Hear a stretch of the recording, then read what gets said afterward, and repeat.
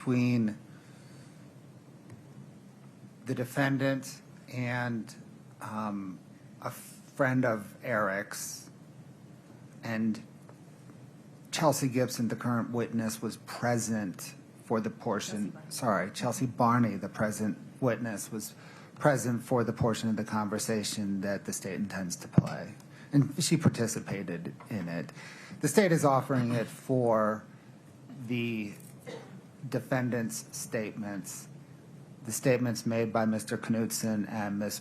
Barney are effect on the hearer context. Okay. And a one-sentence description of the probative value. I don't know what's on the call. Your Honor, the probative value, there's a lot to unpack there. It's sum total, the calls are about 45 minutes. Give me an example. Consciousness of guilt throughout. Okay. Okay. Ms. Lewis.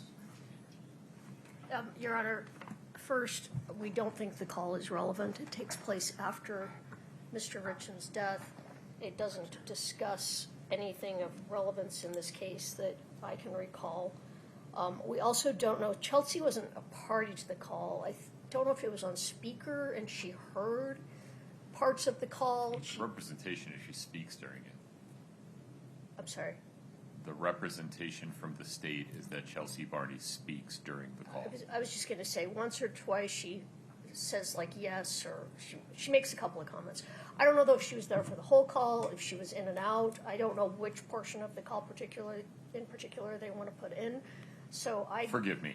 I was under the impression that you and Mr. Blower discussed this very thing during the break. We did not. Oh, okay. Would now be an appropriate time to have that conversation so that you're not unsure about those things? Yes. Do you have a transcript of the part you want to put in? Yes. Can I have it? Yes. I'm going to go make myself a cup of coffee while you review that transcript. Would you email me a copy of the same transcript? Yes, so I can have the same information at the same time. Yes, sir. All right. We'll be in recess for until 1:15. Thank you.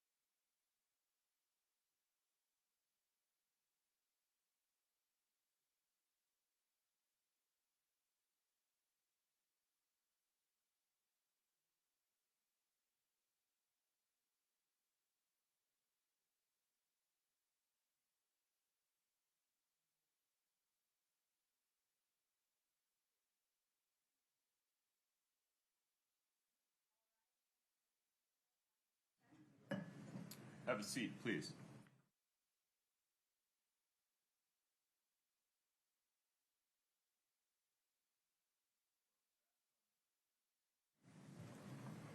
Ms. Lewis, may I ask you a couple of questions? Yes.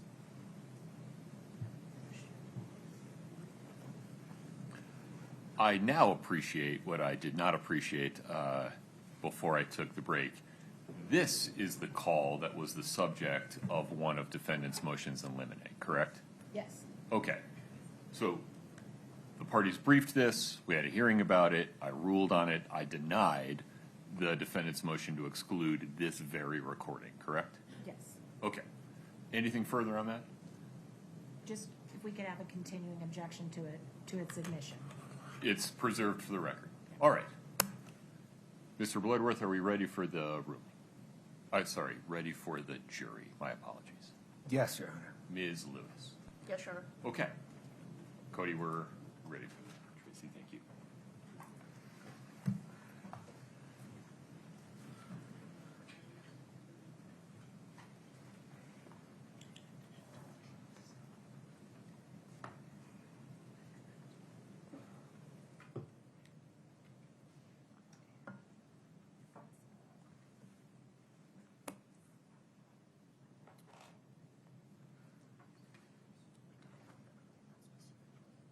Mr. Bloodworth, is your team gathering? Very good. My apologies.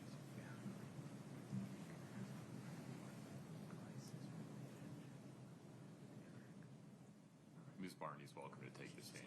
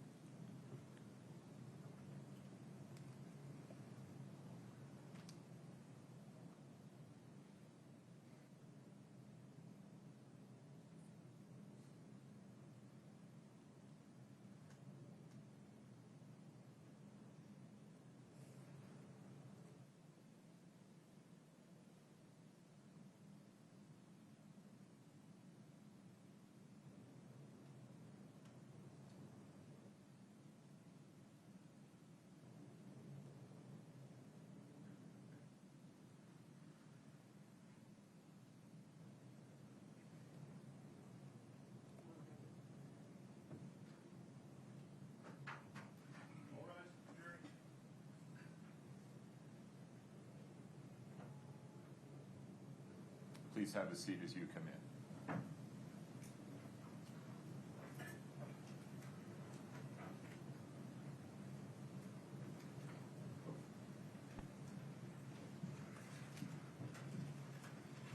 Have a seat. Thank you. Ms. Barney, you're still under oath. Okay. Very good. Mr. Bloodworth, please proceed. Thank you, Your Honor. Ma'am, were you present at the Richins residence 2 days after Eric's death, March the 6th, or on March the 6th, 2022? Yes, I was. And did there come a time when Kouri Richins was very upset and you went to console her? Yes. Why was she upset? She got in an argument with her sister-in-law. And what was the argument over? She was trying to get into Eric Richins' safe to get the will out. And did the argument also involve the home? Yes. What portion of the argument involved the home? The sister-in-law had told Kouri that the house was no longer hers and it belonged to the other sister because she was in charge of everything. How did Kouri Richins react to learning that? She was very upset. How upset? Crying. I mean, pretty upset. Yeah. Did she collapse? Yeah. Was she hysterical? Yeah. Did she say why she was so upset? She just said she couldn't believe this was all happening. Did she seem surprised to you that the house was no longer under her control? Yes.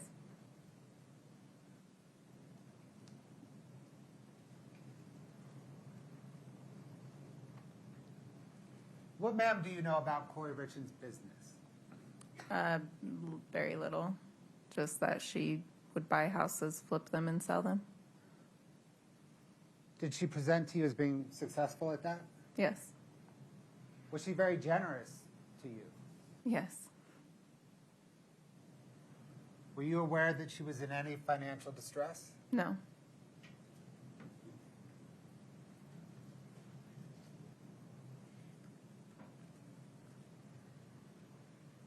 Ma'am, are you familiar with a house at 299 East, 100 South in Heber?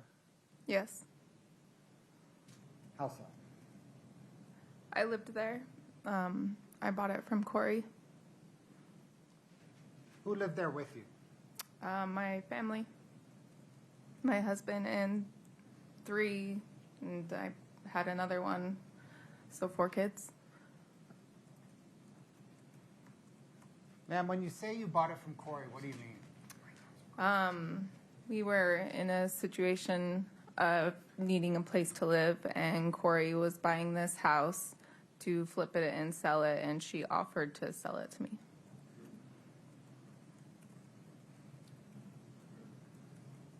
Did you accept that offer? Yes. What was the arrangement? Just, it went back and forth for a year on what would work out, and it came down to I would sign the deed of the house, and the house was mine, and I paid a down payment, and I could do what I wanted because I had the deed to the house, but the loan would be under her name, but I would pay the mortgage payments myself.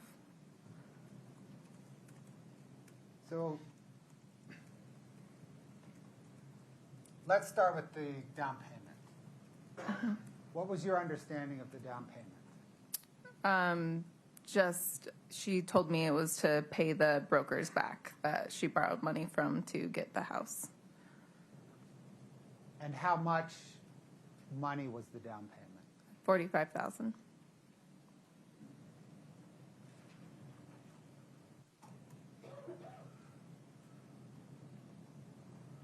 What, ma'am, were you doing for a living at that time? I was a manager up at Soldier Hollow Grill. And did you work in part for tips? Yes. And did you have savings from your tip money to pay the $45,000 down payment? Yes. Did that amount to essentially your life savings at that point? Yes. Did you wire $45,000 to Kouri Richins in 2 separate wires? Yes. And you understood that to be a down payment on the house that you were living in? Yes. Did you understand that Kouri was going to put that money towards a mortgage that was closing soon after you wired the money? Yes.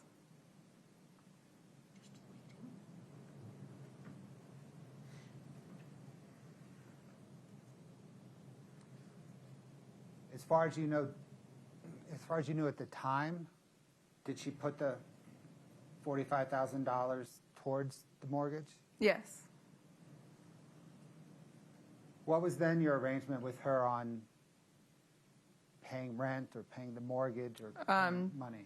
The loan was just in her name, and I paid the mortgage company directly myself. Do you remember about what you paid them every month? $2,900.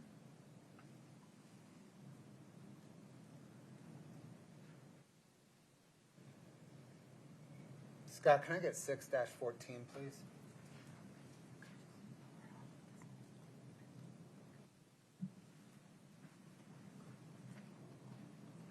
We don't have it on our sheet. Thank you. Scott, can you scroll down for the, for Ms. Barney and counsel?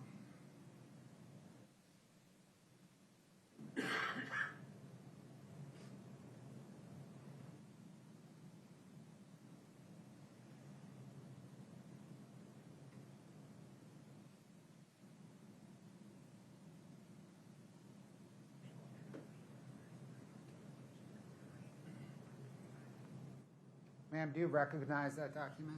Yes. Is that a copy of a warranty deed that you signed on this house? Yes. Is it an accurate depiction of that warranty deed? Yes.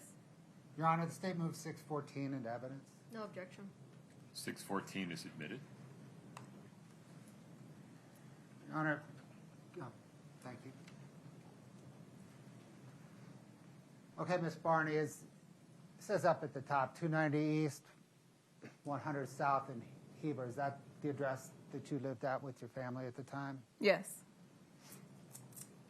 And that's you, Chelsea Barney, as the sole owner? Yes. Scott, if you could scroll down, please.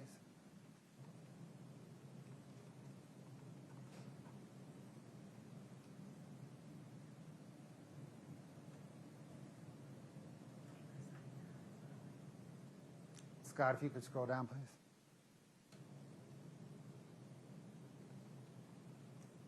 Scott, if you could, I'm sorry, go up. If you could just enlarge kind of the middle to the bottom portion. Thank you.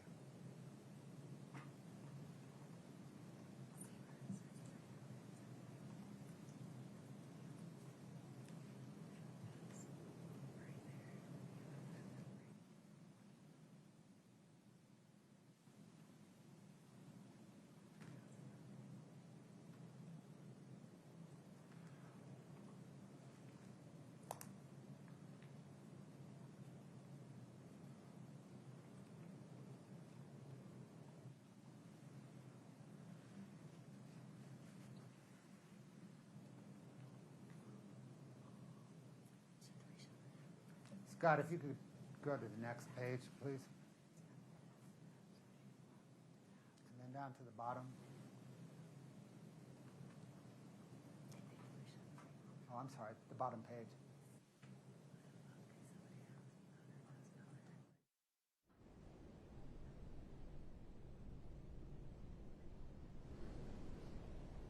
You could enlarge that, please.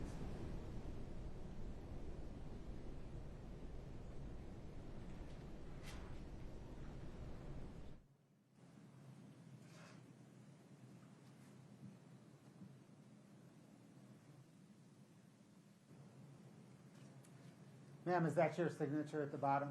Yes. When you signed that document, what was your understanding? That the house was mine? Did you understand that that document, upon signing it, that needed to be recorded with Wasatch County? Yes. Was that document ever recorded with Wasatch County? No.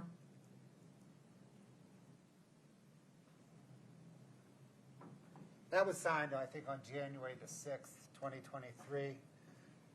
From that point forward, did you continue to live in the home, pay the mortgage, and have the understanding that it was your home? Yes. Did there come a point when that understanding changed? Yes. When was that? When she got arrested, I was informed that there was a loan taken out on my house that I didn't know about, or I didn't take it Your out. Honor, hearsay?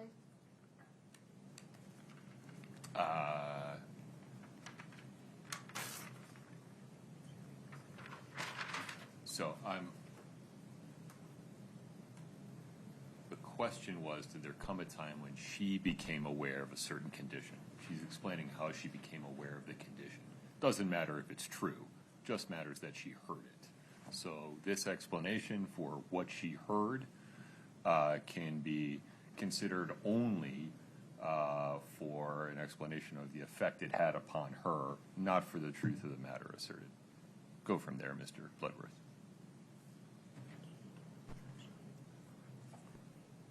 So did there come a time when your understanding changed? Yes, I emailed the lady I signed the papers with and asked for copies of the paper, and she told me it was never filed with the county. Did you continue to live in the house? I did. Did that change? Yes. When? September 24, I believe. I was evicted. You were evicted in September 24? Mm-hmm. Why were you evicted? The new owners kicked me out. Were there new owners because the mortgage was foreclosed on? No. Why were there new owners? I don't know how it all works, but she gave the deed over to someone else, and they owned the house. Was it a deed in lieu of foreclosure? Yes.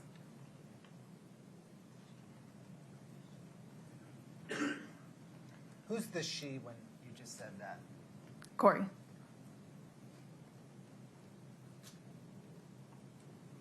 So it's your understanding then that Kouri Richins gave the deed of the house over to new owners in lieu of foreclosure on the house? Yes.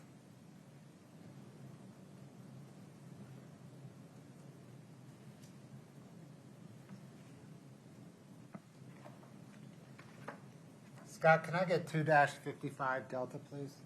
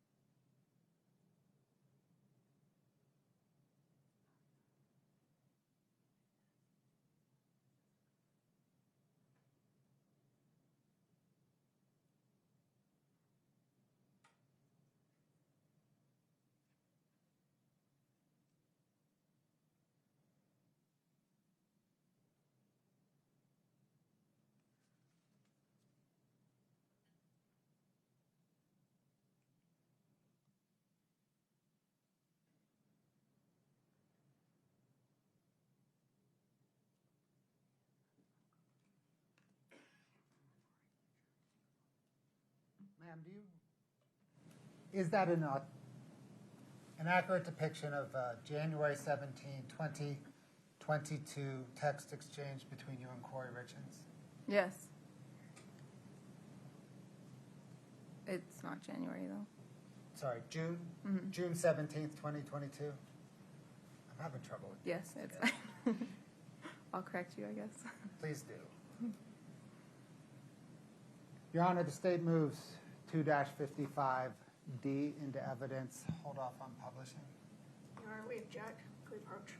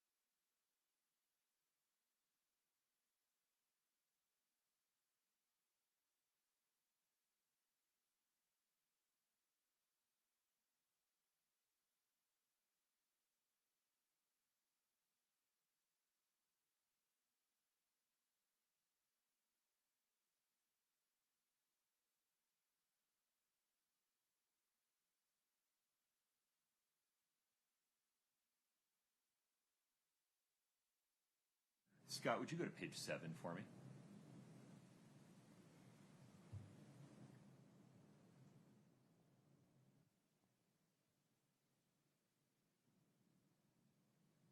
Okay, we turn the white noise on.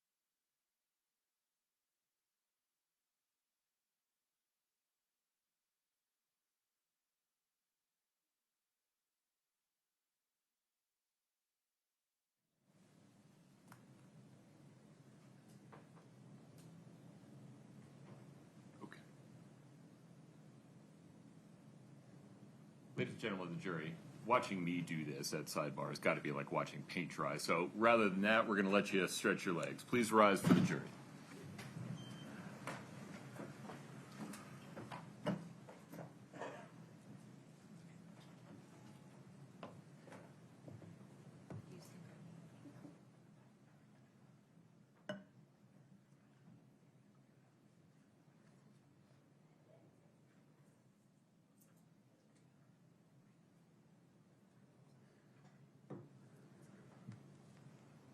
Have a seat, folks. Thanks.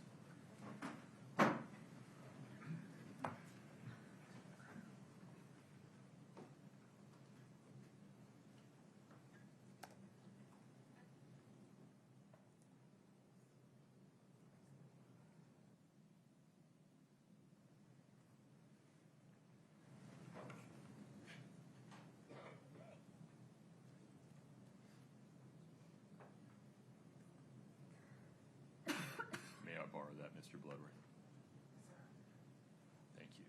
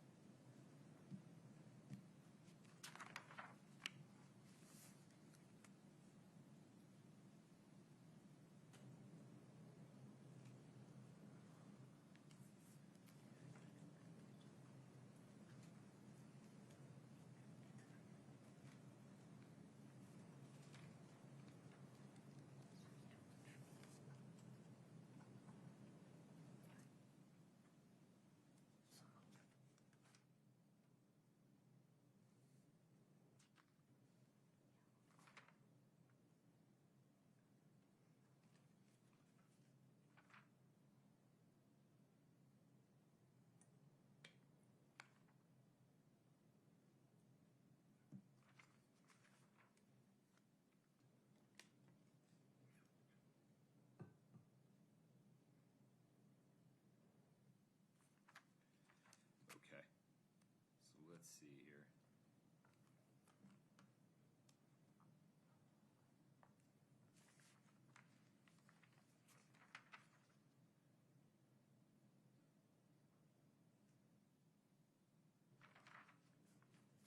Ms. Lewis, as I understand defendant's position, the two sentences that give defendant the most concern, because in defendant's view, they would undermine the court's ruling regarding the scope of Kouri Richins' likely testimony, are as follows. This is details matter here, so if you can write those details down. The green message from Ms. Barney on June 17 at 10:36:04 includes the following sentence. Quote, "Fuck that, you wouldn't call Cody about anything personal," end quote. I understand your position to be that when considered in context of Cody's testimony would provide a inference for the jury to draw, or would provide a basis for the jury to draw an inference regarding the content of the conversation with Cody that has been excluded. Am I with you so far? Yes, except that we actually would start with, you gave him a sandwich. Yeah, sorry, that is something your client talked about later in the string, so that we got to keep that context in there.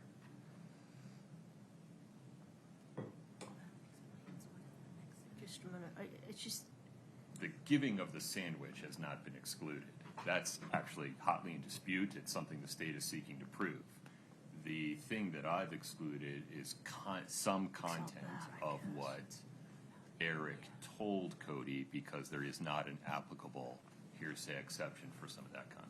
All right, so you're starting with ha-ha, and out of everyone, he called Cody about it through, Oh, yeah, I appreciate that. Yeah, sure. Those two sentences. okay, all right, that's different.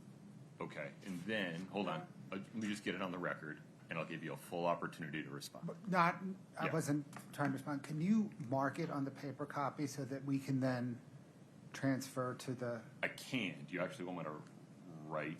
I don't want to ruin the only copy you have today. we'll make a new one. All right, very good. I got it.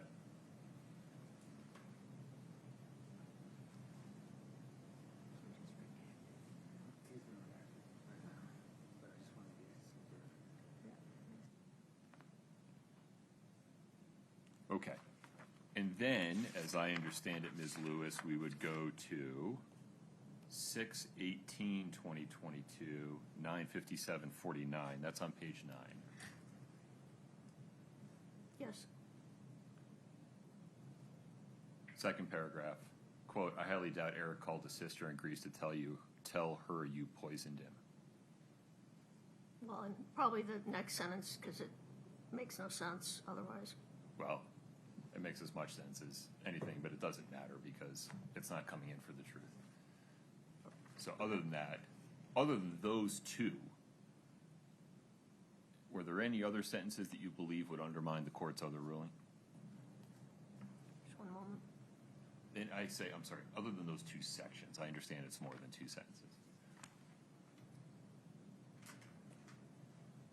No, I mean, we still would make our objection regarding hearsay and the double hearsay, but no, those are the sentences that particularly deal with that issue. Okay, so Mr. Bloodworth, let me make sure the state gets an opportunity to be heard here. Let's take these two sections one at a time. Let's go back to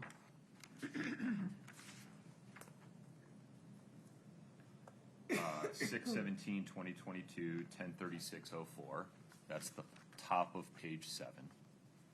Let me know when you're there. I think I'm there now. Okay, quote, ha ha, and out of everyone he called Cody about it. Fuck that, he wouldn't call Cody about anything personal. Those two sentences. Any objection to redacting those two sentences? No, Your Honor. Okay, let's do that, Scott, and then let me know when you're ready to move on.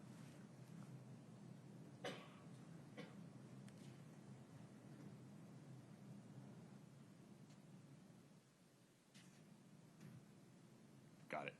Can you see that, Ms. Lewis? Yes, yes. Okay, and then Scott, if we may go to page 9, the green bubble at the top. Second paragraph, quote, I highly doubt Eric called his sister in Greece to tell her you poisoned him, end quote. So, Your Honor, that relates to not to the Valentine's Day charge poisoning. It relates to an earlier trip to Greece. I think there's a fair reading of that is not he called his sister in Greece, he called his sister from Greece. Yeah, I appreciate that, and that was my first reading of it too, given the prior content Correct. regarding getting sick in Greece. It's ambiguous though, and so out of an abundance of caution, we're just going to redact it. Out of an abundance of caution, the state will not object. Okay. Got it. Okay. And then we will, of course, pursuant to defendant's request, instruct the jury that they may consider Ms. Richins' statements in the blue bubbles for any purpose. They may not consider any of Ms. Barney's statements in the green for their truth. Rather, they may only consider them for the effect they had upon Ms. Richins as the listener. Yes. We understand the ruling, yes. Got it. Anything else before we invite the jury back in, Ms. Lewis? No. Okay. Mr. Bloodworth? No, Your Honor. Okay. You have some water, Ms. Barney? I do. All right, very good. We're ready for the jury.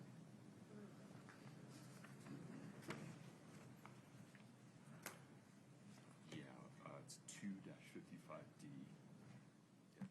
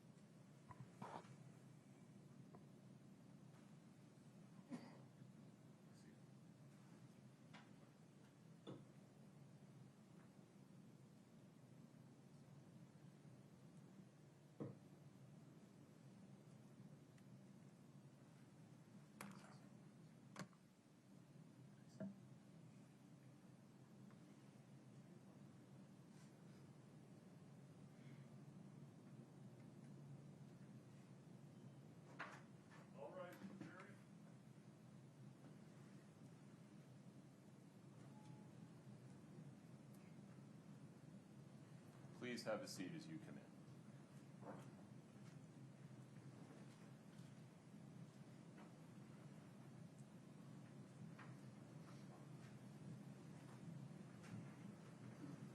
All right, please have a seat. Mr. Bloodworth, State's Exhibit 2-55D is admitted. Would you like us to publish to the jury? Your Honor, one question first, please. Yes. Ms. Barney, do you recall that text exchange that you just read? Yes. What, ma'am, was the context of that exchange? She received an affidavit on why her house was searched. Your Honor, may the court publish? Yes. Ladies and gentlemen of the jury, you're about to see a text exchange between Ms. Richins in the blue bubbles, Ms. Barney in the green bubbles. You may consider Ms. Richins' statements in the blue bubbles for any purpose. You may not consider Ms. Barney's statements in the green bubbles for their truth. Rather, you may only consider them for the effect they had upon Ms. Richins as the listener of the messages.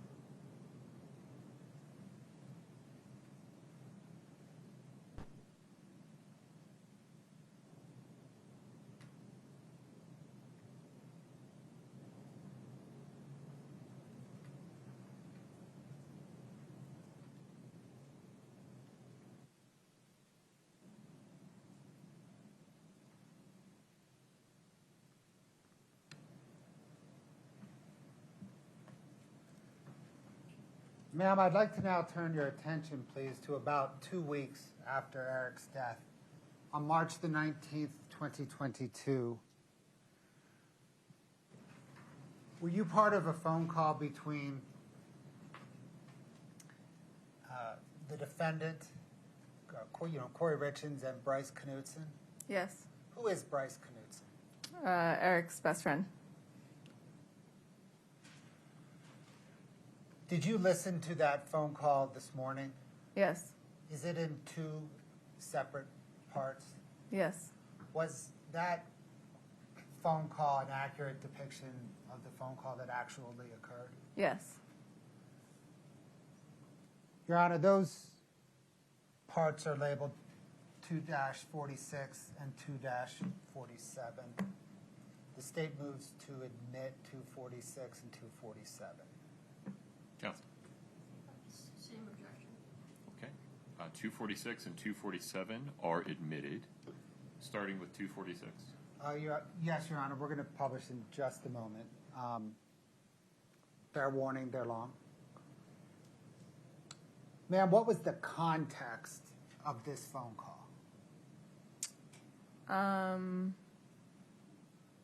Just to see how Eric felt about everything that was going on with the house and it being in the will and Kouri not having it.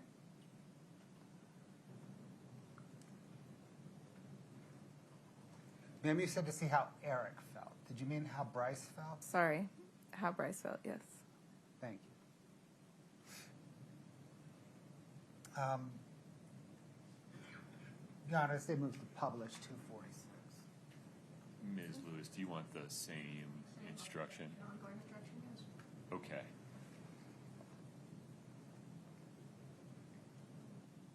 You're going to hear a telephone conversation that has 3 voices on it. One of them is Kouri Richins.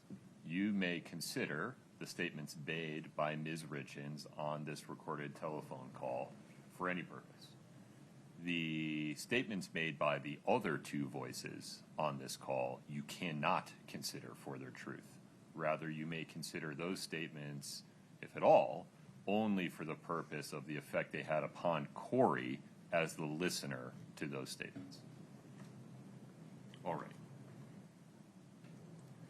Scott, if we lose audio, we'll do our usual dance, okay? Sounds good, John. All right. Your Honor, actually, can I also admit, state moves to admit 2-46T, which is the transcript for the first audio, and 2-47T, which is the transcript for the second audio. Same objection. Very good. 246T and 247T are also admitted. Scott, go ahead, please. Just walking to the airport. In the airport? Yeah, remember I work at the airport at night? Yeah. Well, no, I want to talk to you when you're free, not when you're at work. Oh, I got 30 minutes for the next flight. Okay. I gotta talk to you. I gotta get shit off my chest. Okay? You okay? I'm good. So, you know that I'm obviously in a lawsuit with the Richins. You are? Yes. I did not know that. I just want to tell you what's going on. But I also want to back up a couple steps, and I want to tell you that I understand that your loyalty is 100% to the Richins. Like, you've known them longer, and I get that, and Okay. and that's fine. And I just, if our friendship ends here, I get that too. And I mean, I get it, Bryce. Like, I just get it, and it sucks, but it is what it is. And I just want to get everything out on the table right now so that, but basically, you know about Eric's trust. It's no surprise. Yeah.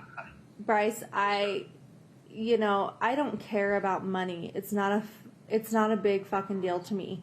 all the money, you know, Eric has almost, $3 million in life insurance money. I want it all to go into the trust to my kids. I don't want any of it, Bryce. Like, I don't care about money. Sure. This house is my house, Bryce. Right. But, I mean, when I make money, like, I work hard for my money, Bryce. Like, I do. I don't make Eric money. I have put $80,000 towards our mortgage in the last year. I paid $60,000 in cash of my money towards that pool. Like, this is my house. And I'm going to fight for it. I just want you to know. And whether I have to fight the girls about it, I'm going to.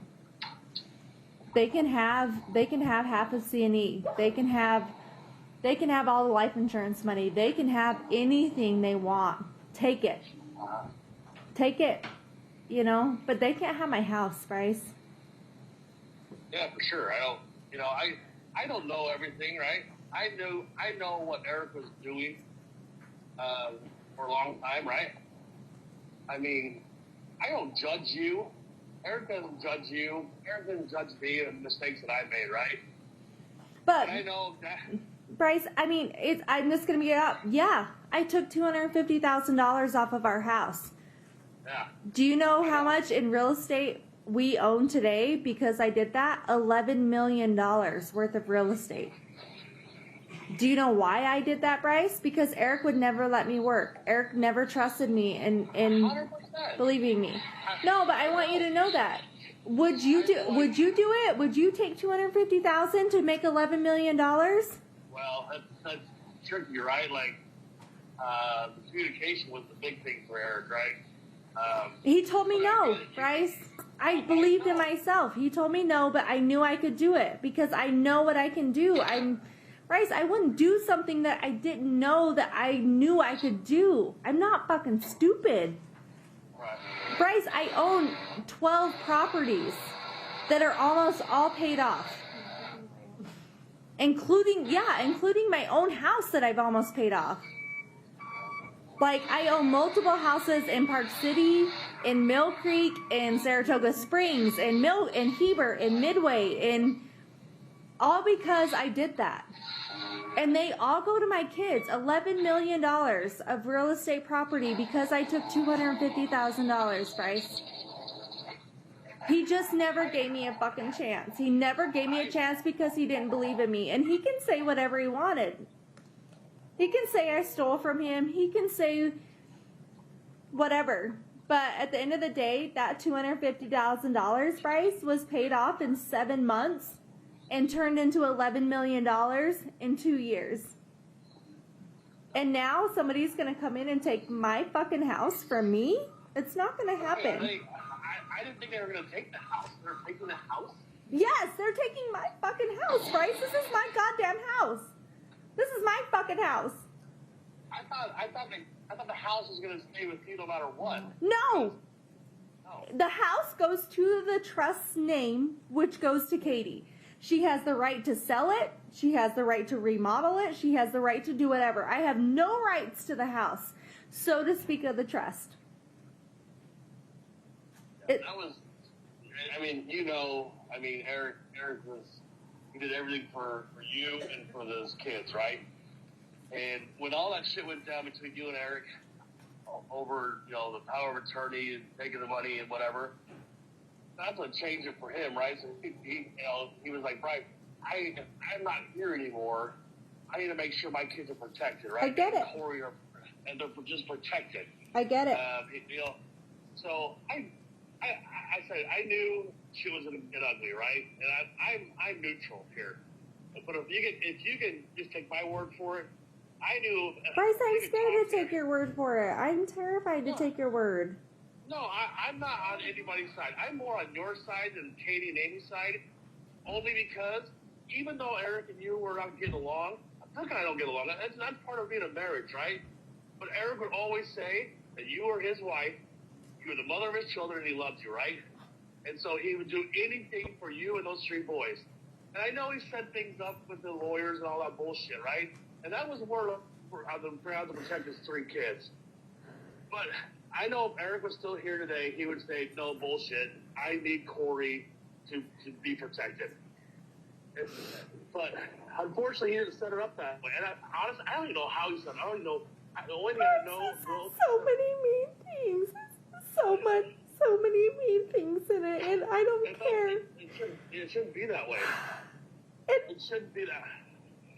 And they can have the money, Bryce. I can make more money. I can take care of my kids. I just want my house. I just want my house and my stuff in my house that me and Eric bought. I just want my house.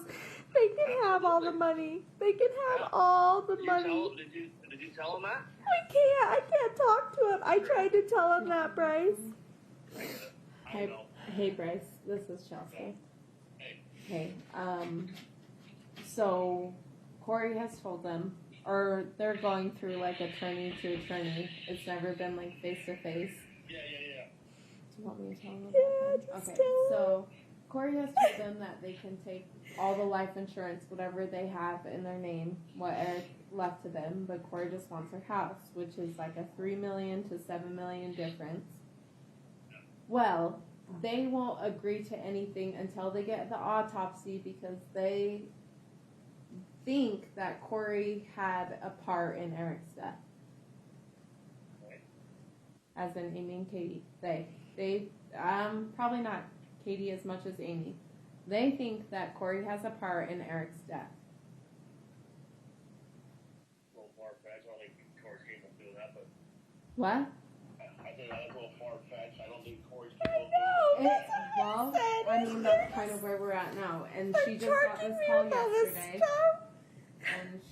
And I'm up here just because she asked me to come up because she's kind of broken right now and she doesn't know what to do.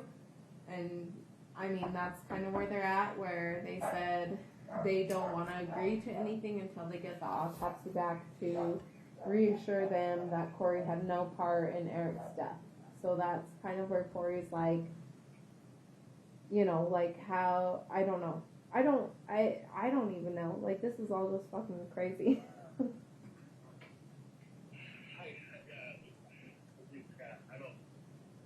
My conversation with Eric, right, were the thing that he did, I mean, was all of this, they were all the protected kids story. No, and I mean, everyone totally understands that. Like, I think everyone understands that. Everyone knows how Kouri and Eric were. Everyone does. Like, even I do. Like, everybody knew how like, we're not fucking stupid. I mean, 2 years ago, they were getting a divorce, and then they were great.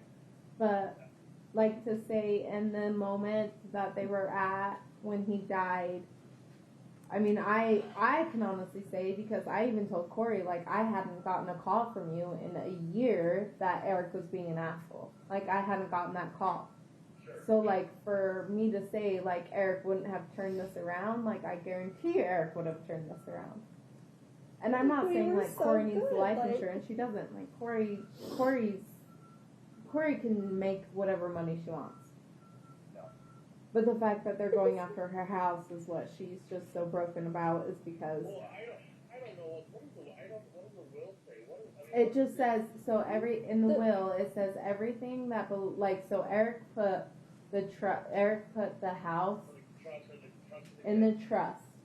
No, not just for the kids, for like Katie. So Katie can make all calls up until they are 18 years old. Yeah, but not just that, but she's the power of the trust too. So like Eric put the house, so Eric not only put his part of the house, but he put Kouri's equity in the house in the trust. So Kouri has no fucking say right now, unless she fights it with a lawyer, which she's doing right now. But also he put half of his business in the half that, so him and Cody signed a, I don't know, some like insurance thing to where if one of the partners died, that half would go to the widow. Well, Eric signed his half that would go to the widow into the trust. So in all honesty, Kouri gets nothing from Eric, which, I mean, Kouri's not about getting anything from her husband dying right now. I mean, that's a tragic thing where no one, like, that's not what you go after unless you're some fucking Black Widow. Like, that's not what you go after. You don't go after, your husband dying and you don't go after money. But I mean, she's just saying all like she doesn't even care about the life insurance because the life insurance, the beneficiary is Katie right now of Eric's life insurance, That's fine. She which can have Kouri says everything. she's fine. And like in all honesty, like if you weigh out how much Katie gets in the will and how much Kouri is asking for, it's compared to Huge. $7 million to $3 million. Like Kouri has already weighed her assets on everything, and with Kouri's house and like everything that is in her house, she would probably get $3 million with that. And Katie, with the life insurance and everything she's getting out of it, she's getting $7 million. So it's like, you know, like all Kouri is asking for is It's her her house, fucking but house. they're not agreeing to that because they are coming up with the fact that Kouri has a say, or has a, like Kouri was an accomplice in how Eric died, is what they're saying. If that makes sense. That makes sense. I have not talked to Katie or Amy about any of this stuff. Well, I mean, there's no reason to talk to Jean because Jean's kind of Switzerland on this whole thing. Yeah, no doubt. Yeah, but I mean, with all being said, it all comes down to Kouri can't attend Eric's celebration of life. That really? yes, No, I can't. her My attorney said I her can't. attorney said there's no like If Katie and absolutely Amy are gonna not be like there, don't can't. attend Eric's celebration of life because Katie or Amy will be there or one of their friends will be there or someone will be there to come out and making Kouri look bad because they've already come after her of being a incompetent mother. Amy said I was an incompetent mother of Saturday night. Tell Yeah. him that. I didn't tell him On that. Saturday, Amy has came What? out to her lawyer saying that Saturday night, the night that you came over and we were all drinking, that Amy Kouri told him I was was an an incompetent incompetent mom. mother and couldn't take care of her own kids that night. So Amy had to take care of them, which Amy had no part of taking care of them because Lisa and Lisa and DJ were here. And so they're filing a suit saying I'm. So they're fucking filing a incompetent suit mom. trying to make Kouri look out as a incompetent mother. I don't agree with that. I know, and Bryce, Thank and that's God, what, Bryce, and thank Kouri you. kept saying like all day. She's like, I need to call Bryce. I want to talk to him, but I don't know how to can't. go about it because I Bryce is like a can't. rich inside, and it fucking sucks that there's like a rich inside and there's like a Kouri side. Like it fucking like that's fucked up, you know? Like fuck. Like this isn't what this should be about. Like we shouldn't fucking like grieve about Eric's death, about being whose side is who. Like it should be all one and one, and we should come together as a fucking family and just like love each other and like. I agree, and I just put myself. If I could talk to Eric today, in the thousands of conversations that him and I have had, you know, about what would happen if I weren't here, what would happen if he weren't here, and honestly, to me, I know what Eric would want. Now I get he put shit in writing, right? I get he went to learn because he got his feelings hurt and shit happened to him 2 years ago. He got his baby feelings hurt. And so but I know for a fact that if he knew this shit was going to happen, I think he would have made some changes. He would have. Bryce, I am not a bad mom. Like, I am not a bad fucking mom. And Amy told him I was a bad mom. The Richins girls don't play nice, and they They never don't. have, and they never will. No. But But that's kind of like ultimately what she wanted to call you about was that she just can't make the celebration of life. And she feels awful about it. She doesn't want, I mean, and if you continue to do it, whether you cancel it or not, like if you continue to do No, I it, she think doesn't we should want do you it. to, she doesn't want to come out as looking as the bad guy that she's not there. oh, I get it. Everybody's coming though, Bryce. I invited everybody and everybody's coming. I just can't go, and I feel like a fucking asshole, but I just can't, and I don't know what they're gonna do or say next, and I didn't fucking do anything. I know. I get it. Yeah, like in all reality, she's just kind of looking out for her and the boys right now. Yeah. Well, just just so you know, Corey, I have no part of any of this. My goal for as long as I'm on this damn earth is I mean, Corey, I get things are going to transpire in the next however many years, right?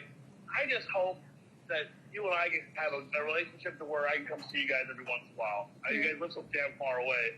But that's what I want. I don't want to muddy the water. I don't want things to get shitty between you and I, because I would love to see those boys grow up, right? Because watching those boys grow up would mean the world to Eric, and him and I made promises to one another that if something were to happen to either one of us, that's what we would do for one another. And Corey, I get it. Like, Brooke and I stuck up being married too. Like, shit happens, and unfortunately, Eric put some shit in writing because he got his feelings hurt. But at the end of the day, he loves you, and he loves those boys, and he'd say the same thing today if he was here. So. Yeah, I agree. I get it. But hey, let me call you back if I can. My plane just landed. Let me Yeah. call you back in like half hour. If that's okay. All right. Call us back. All right, yeah. Okay, bye.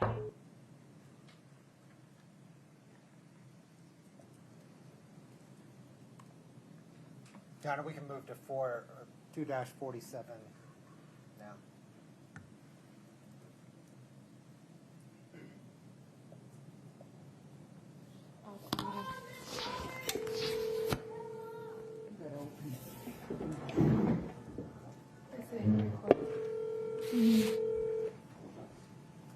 What happened? Okay, Ash, hold on. You freaking speaker! You have reached Bryce with Kenworth. Hi, Bryce. Hey, Sorry, my phone was on silent. no worries. So ultimately, Corey, I guess I said I support you, right?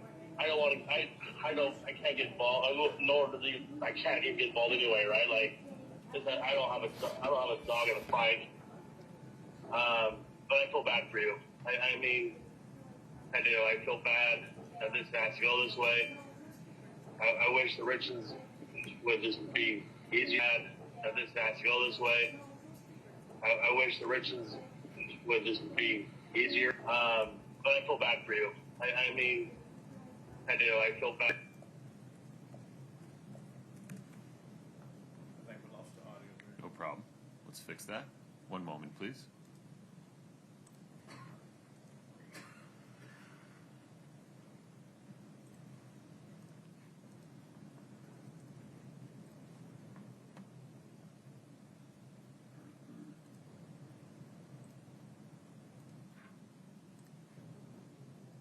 Scott, Done wrong to them. I've never. I mean, I helped Katie when she had postpartum. I watched her girls. I helped Amy when she lost her mom, and I don't understand what I did so wrong. We've never been super close, but it's like I've never done wrong to them, and I don't understand why they're putting me through hell. Yeah, you personally didn't do anything wrong to them, but you gotta understand how Eric was, right? When Eric was upset or when you guys weren't getting along, dude, he'd call me. Well, he stopped calling me because I kept telling him, I said, you gotta do one or two things, Eric. If you're not unhappy, because he said the same thing to me with Brooke, right? Brian, goddamn, just get divorced. I'm like, dude, Eric, it's easier said than done. Right? Oh, it is. It is. Yeah, but it's easier said than done. He'd always push you to get divorced. I would say, dude, if you're not unhappy, Eric, you should get divorced. Yeah. And his response was, I love Kouri. I love my 3 kids. I couldn't bear to see not being with my kids every single day. I said, dude, I get it. They freaking make it. Did that happen again? I believe so. Oh, I'm so sorry.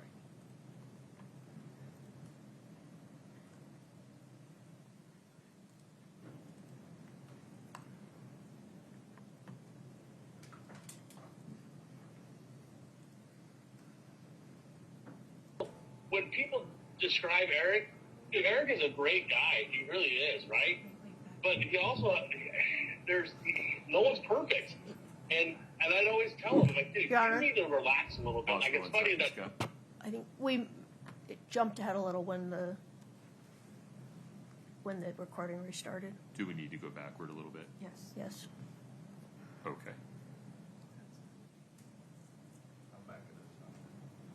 sat at your end, right? When people do, I get kids, Yeah. He had them done. Right? I said, you got to do one of two things, Eric. If you're not unhappy, because he's going to say thing to me with Brooke, right? Brian's Yeah. God damn it, just get divorced. I'm like, dude, Eric, it's easier said than done. Right? Oh, it is. It is. Yeah, well, it's easier said than done. He'd always push you to get divorced. I would say, dude, if you're not unhappy, Eric, you should get divorced. Yeah. And his response was, I love Kouri. I love my 3 kids. I couldn't bear to see not being with my kids every single day. I said, dude, I get it. They freaking make it work. Stop being so hard ass. When people describe Eric, dude, Eric is a great guy. He really is, right? But he also, no one's perfect. And I'd always tell him, I'm like, dude, you need to relax a little bit. Like, it's funny that Saturday at your house where he was like taking anger management classes. I was like, holy shit. Pause for 1 minute. Like, he's back. I think we're. Your Honor, it's not published. Oh, my apologies. Thank you. Okay. And we are now back scrolling correctly, it seems. Yes? Yes. Okay. Just press play again, Scott. Thank you. Actually trying to be better because fuck, that guy needed to do it, right? No, and that's the thing, Bryce. Like, we were so good this last, 2 years. Like, we have been so good. Like, Eric has been, he had an anger management book that he would write in, every couple of days. Like, it was in his nightstand. I'd come home from, work, and he was be out on the back deck, writing in his anger management book. And, we were just good. I was going to counseling, he was doing anger management. We have been so good. Right. Everybody knew it. We were going on double dates. We were going out more. We did weekly date nights. It doesn't make any fucking sense. And now all of a sudden, Katie and Amy are attacking me for no fucking reason.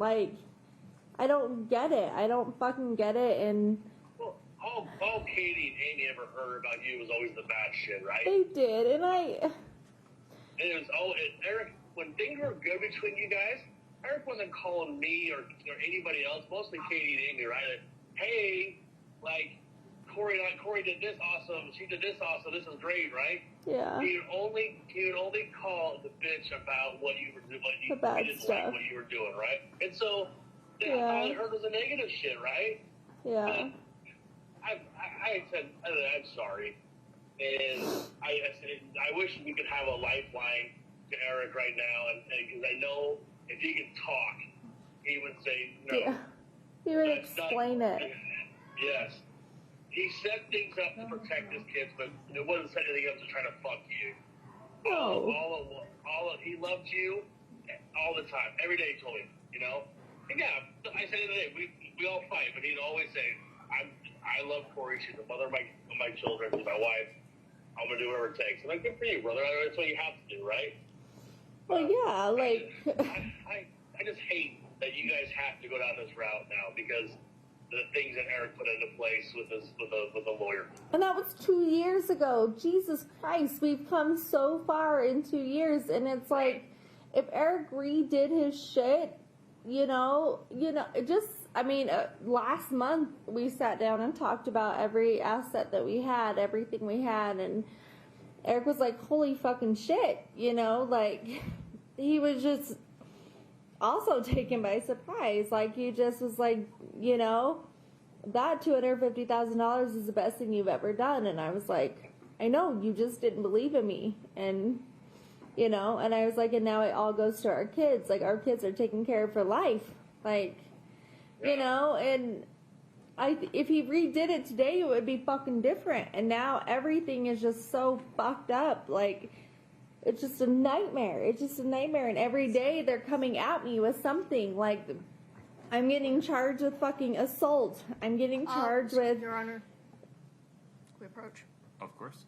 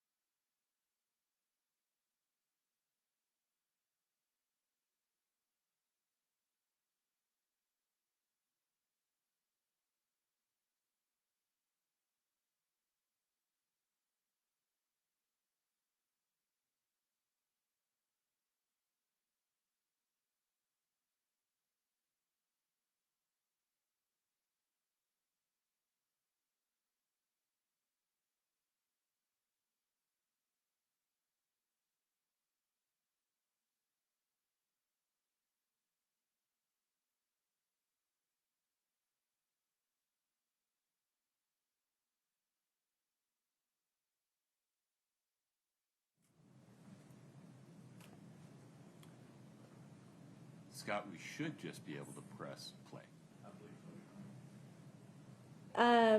They have 4 charges against me right now. One is theft of trust property. One is Do we want the instruction? Can I have a moment? Of course.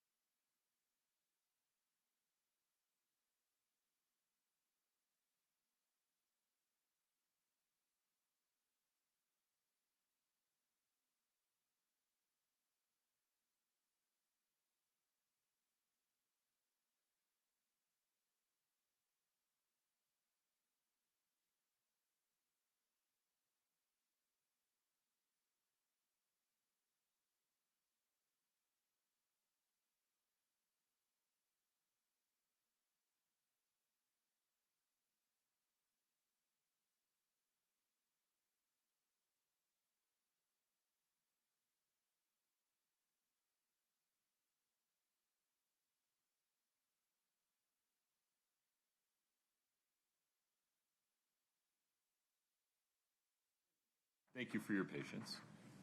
You've just heard and may hear an additional reference or two by Ms. Richins in this recording to charges, quote unquote.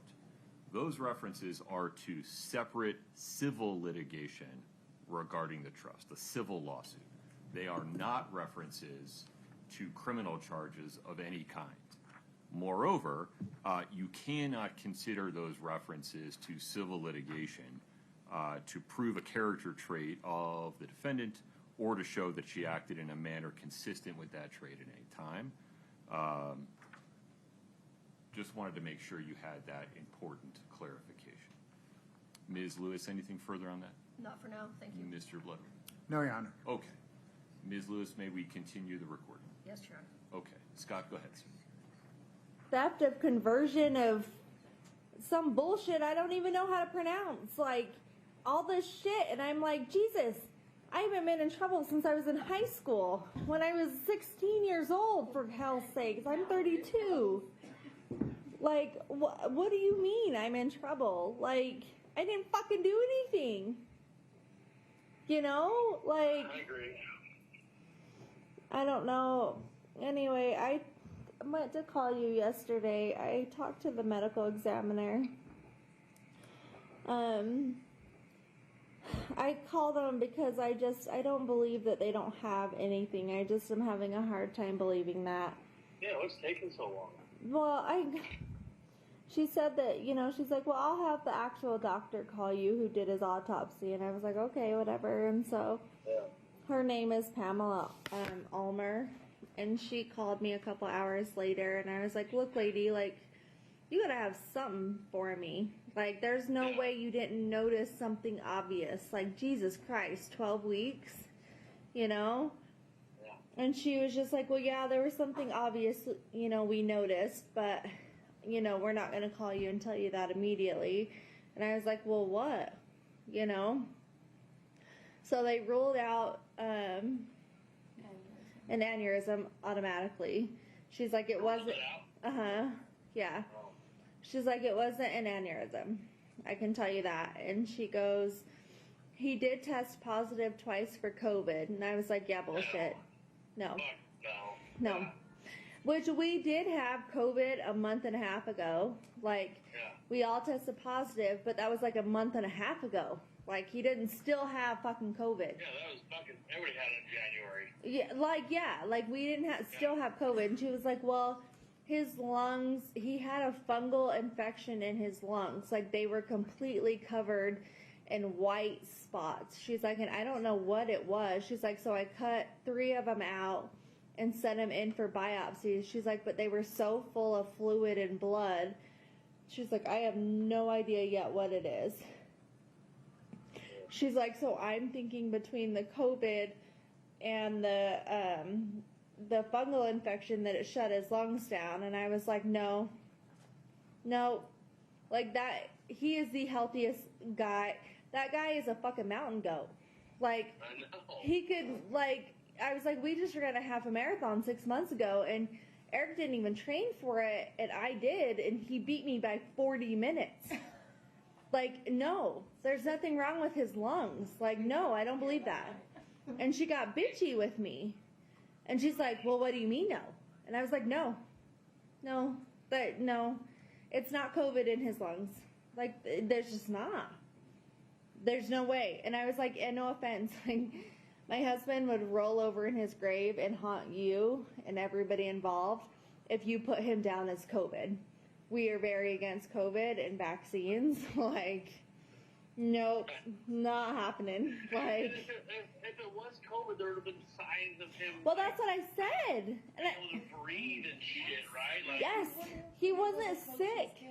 I was like, he was just at soccer the night before. I was like, he was at soccer the night before. He was running around. Like, he was totally fucking healthy. He wasn't sick. He was not sick. No, I don't buy that. Like, no. Yeah. I was like, I will call you back in 2 weeks, because she said that she sent all of his organs out for testing, a toxicology report, blood, everything. And that's why it's going to take so long. And I was like, okay, well, I'll call you back in 2 weeks when you have more results, because that is not what it is. Like, there's no way. There's no fucking way. Dude, the people who have died of COVID had symptoms before they Yes. died. Fucking overweight. They were overweight. They were in the hospital, ICU. Like, he did not die of fucking COVID, lady. Just randomly. Jesus. And like in the No. middle of the night. In the middle of the night. Like, I would have heard him get up, have a hard time breathing. Bryce, when I Like, he found was in him, the same he was position. in the exact same position as he was when he fell asleep. When I rolled over, when I got in bed with him at 3 a.m., like, he was in the same position as he was when I went to bed with him. Like, no, I don't buy it. Mm-mm. Like, keep testing. That's not it. And if she puts him down as fucking COVID, I will, Jesus Christ, I will flip fucking shit. It's not COVID. Yeah. No.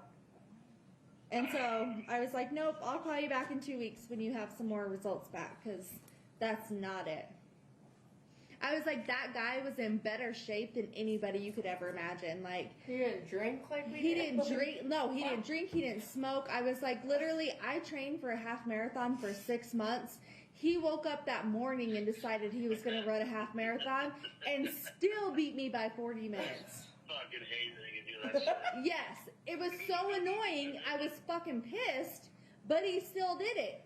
Like, he had better lungs than anybody you would ever. No, it's not his lungs. I don't buy it. So, I wonder if that damn Lyme disease kicked his ass too. yeah.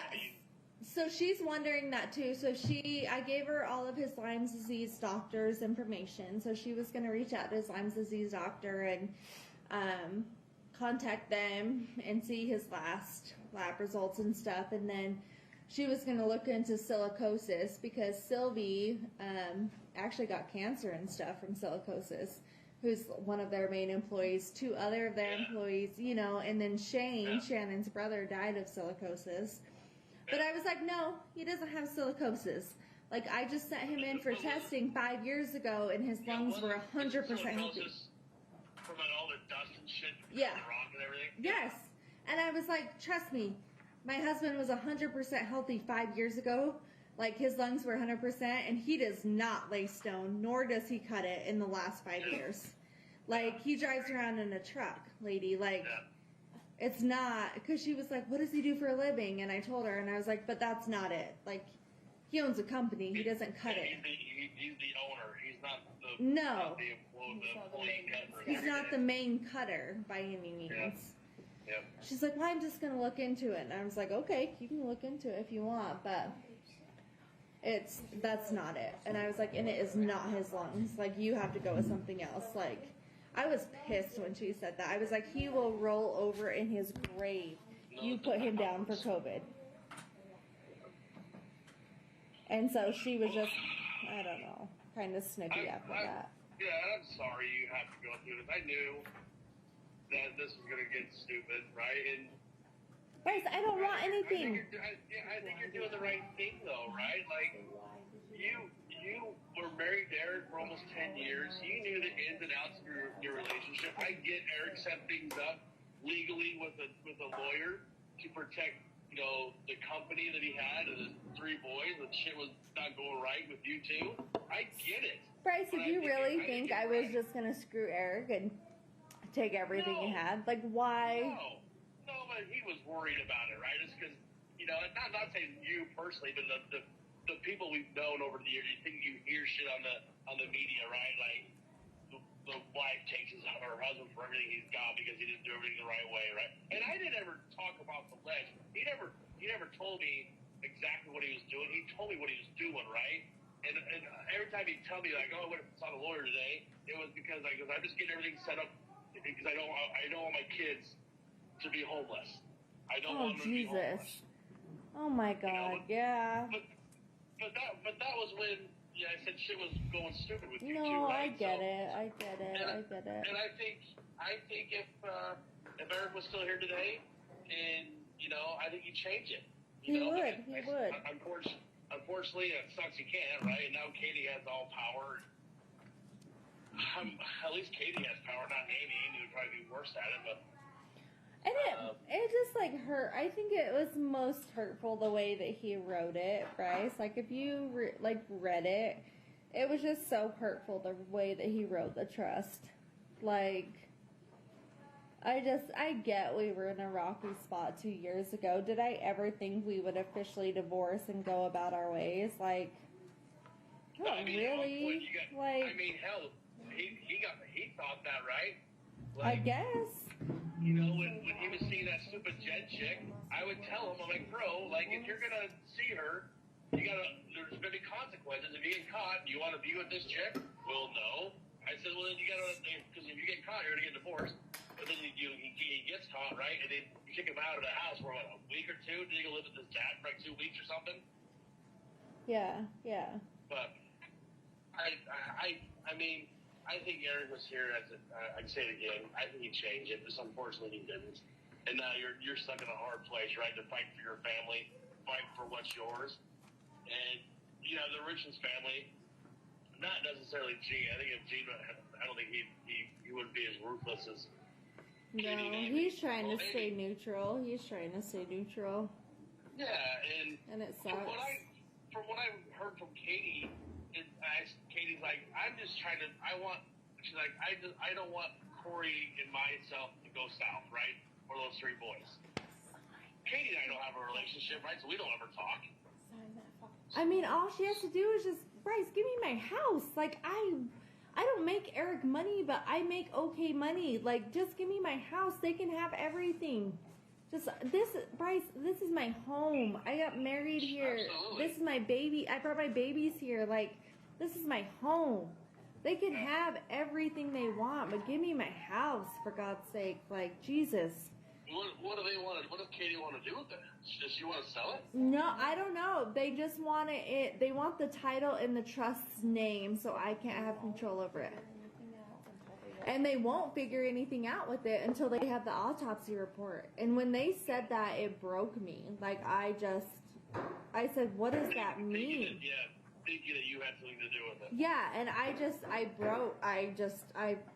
lost it. And I asked my attorneys, I said, I don't understand. What does that mean? And he was like, they think you had something to do with Eric's death. And I said, what the fuck does that mean? Jesus Christ. And he was like,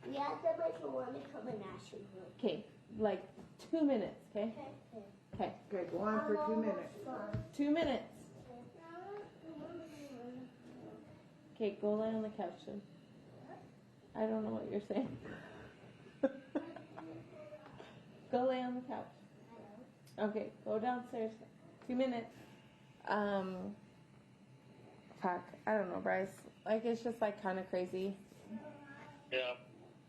It sucks it has to be this way. I mean, it's like, it's kind of like neither of them, like, not even, like, I'm not even just speaking for Kouri, but like Katie and Amy cannot grieve for anything because all three of them are concentrated on fighting against what Eric has. And they can have it. They can have it. Just fucking take it. Leave me alone. And that's, you know, it's just kind of like, that's all they're concentrated on. And we're like,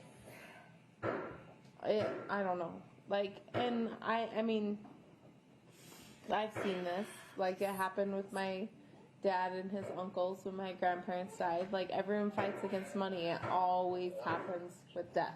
Always. Get it? Like, there's no fight. It happened with Eric and Julie. Yes, exactly. It happened with Eric and Julie. Like, that happened. It happened with Linda. It happens all the time with death. Every single time death happens, like, money is fucking involved.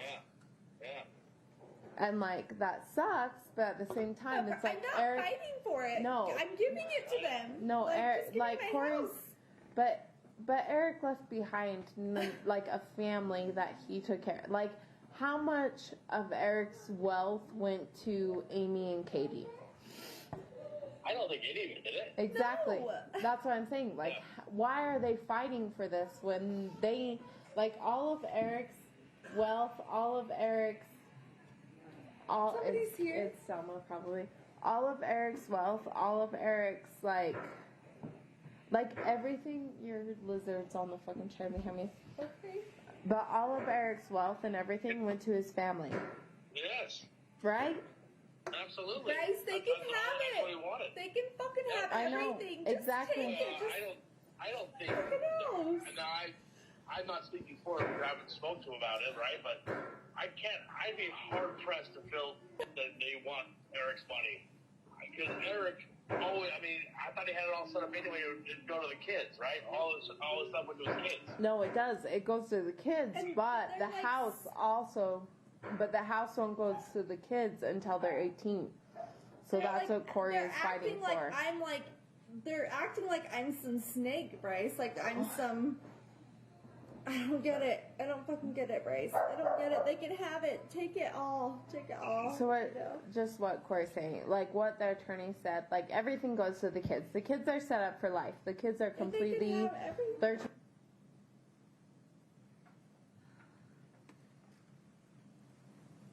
Your Honor, that's the end of it. Okay.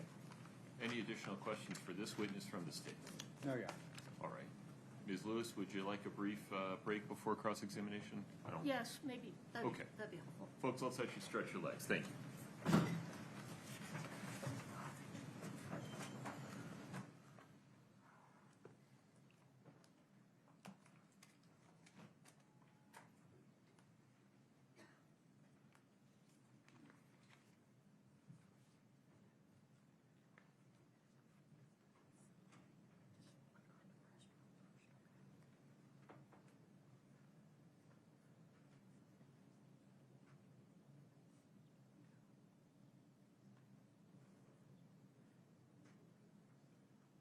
Ms. Barney, same instruction. You're welcome to stretch your legs, use the restroom. Please do not speak to anybody during the break. Okay. We'll be in recess until 3:10. Thank you.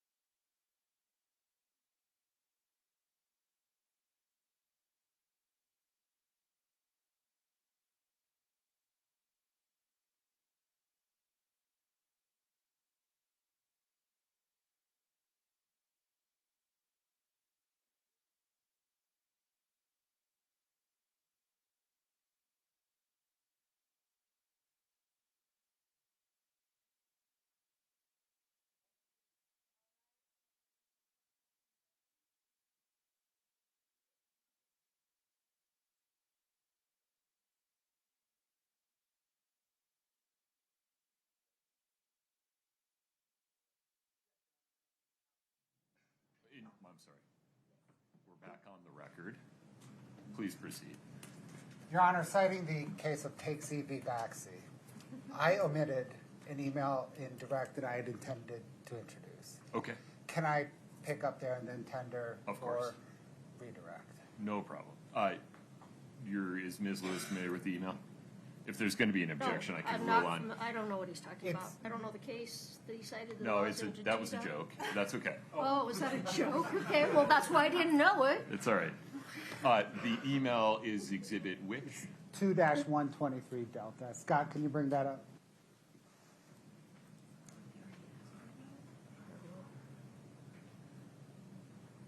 This is a text message exchange? I text message. Okay. Is that it? Can I see the whole thing? Yes.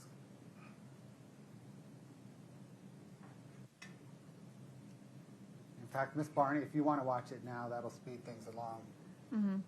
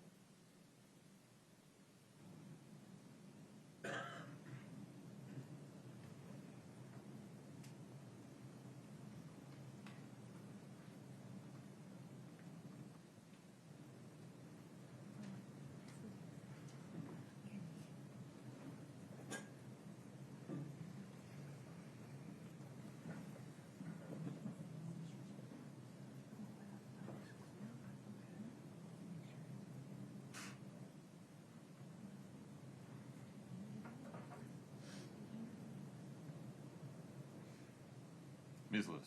Your Honor, I object. Mr. Brotherwood tendered the witness, and to go back now and reopen, I object. Okay. Any objection to the admissibility of this document under the rules of evidence? No. Okay.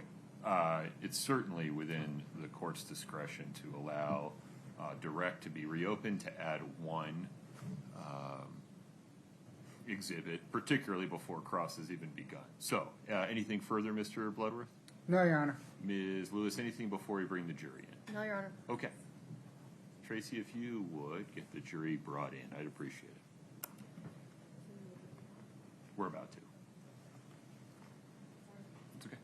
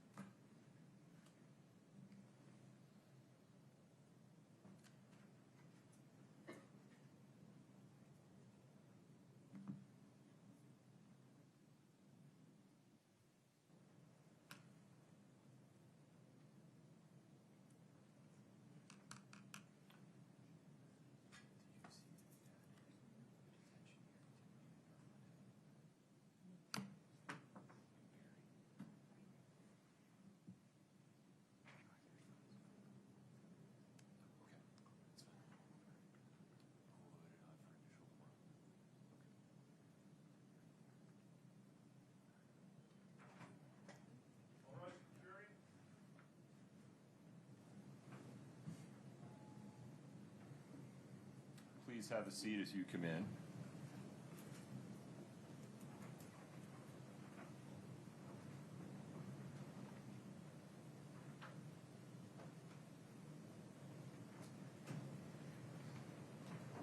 All right, please have a seat. Ms. Barney, you're still under oath. Mr. Bloodworth, I understand the state would like to offer another exhibit. Yes, one more exhibit, Your Honor, thank you. Ms. Barney, you just reviewed Exhibit 2-123D. Is that an accurate depiction of a June 6th, 2022 text message exchange between you and Kouri Richins? Yes. Your Honor, the state moves to enter and publish 2-123D. Ms. Lewis. No further objections. 2-123D is admitted, and it is published.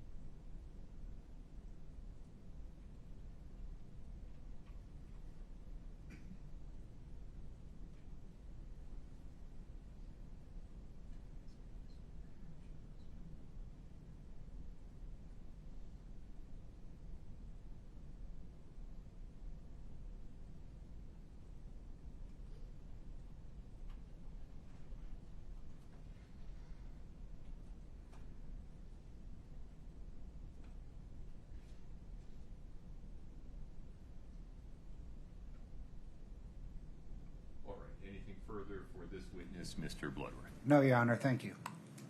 Ms. Lewis, please proceed. We have no questions for Ms. Barney. Okay. May we allow Ms. Barney to step down, Mr. Bloodworth? Yes, Your Honor. May we release this witness, Ms. Lewis? I think just in an abundance of caution, maybe we could keep her subject to subpoena. Understood. So, Ms. Barney, you're free to go today, but you may get notice that you need to come back for some additional questions before the end of the trial. Between now and the end of the trial, please do not speak to anyone about your testimony. Don't let anybody talk to you about your testimony. Please don't watch any coverage of the case. Don't listen to any coverage of the case. Don't read anything about the case. Okay. Please travel safely. Thank you.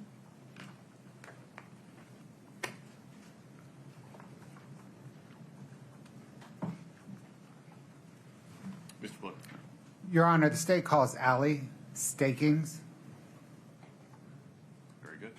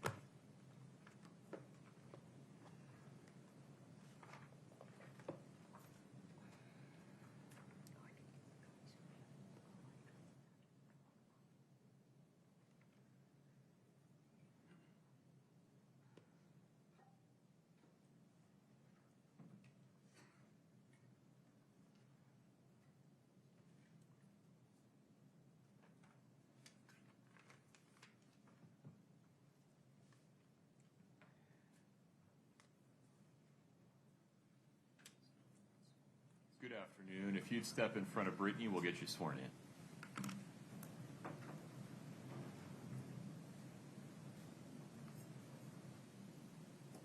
Please raise your right hand.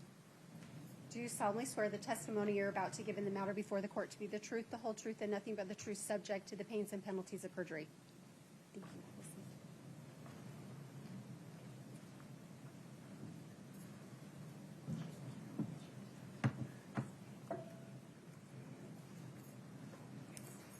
Please proceed. Good afternoon, ma'am. What, ma'am, is your name? Alameda Staking? Is your last name spelled S-T-A-K-I-N-G-S? No S. S-T-A-K-I-N-G. I'm sorry. There's only one of you. Yes. Ms. Staking, would you pull the mic a little closer to you? Okay. You can sit wherever you're comfortable. It's just easier to move the mic. Thank you. Please proceed. Apologies, ma'am. Do you know Kouri Richins? Yes. I'm Sorry. sorry. Yes, yes, We yes, I do. record everything, so yeah. Yes, I I saw do. that you were nodding, but how do you know Kouri Richins? We grew up together, school. When did you first meet her? I met her in, I think, junior high school. Since junior high school, about how often do you see or speak with her? I talk to her pretty frequently. Are you one of her best friends? Yes. Yeah. I was, yeah. You were? I am, yes. Either way. Yes. Okay. Did you and Kouri Richins attend a Finding True Self retreat at the Sedona Mago Center for Wellbeing in Arizona in February of 2021? Yes, we did. As part of that retreat, did each of you complete an assignment in which you wrote your life story in third person? Yes, we did. Scott, can I get Exhibit 2-4, please?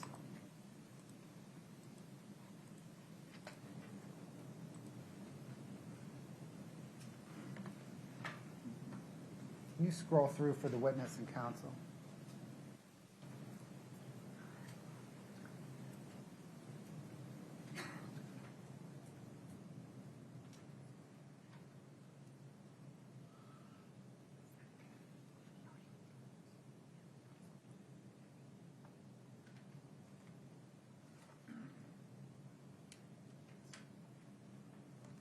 Ma'am, do you recognize that as the form that you and Kouri Richins filled out during the retreat? Well, I never read it at the retreat, but that's the Sedona Manga logo, yes. And is that Kouri Richins' handwriting? Yes, to my knowledge. Your Honor, the state moves to admit Exhibit 2-4 and publish. Your Honor, we'd renew our prior objections, 401, 402, and 403. I'm not sure that there's enough foundation at this point to put it in through this witness.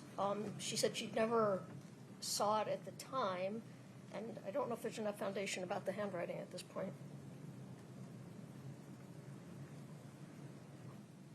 The 401, 402, 403 issues have been ruled on by the court. The court stands on its prior denial of those objections.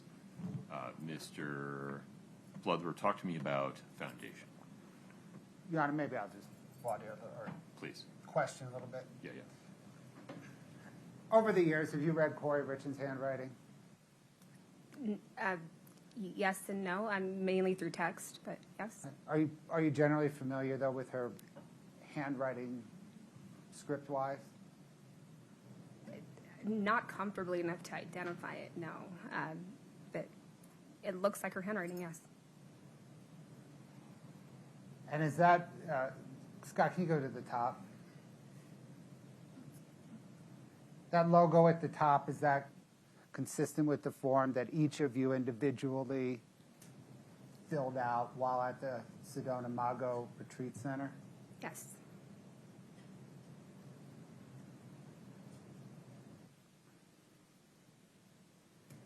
Your Honor, the state moves 2-4 into evidence. Your Honor, we object. She said she's not comfortable enough to identify her handwriting, and she never saw Kouri write this or saw it at the time it was done. Counsel, would you approach for a second?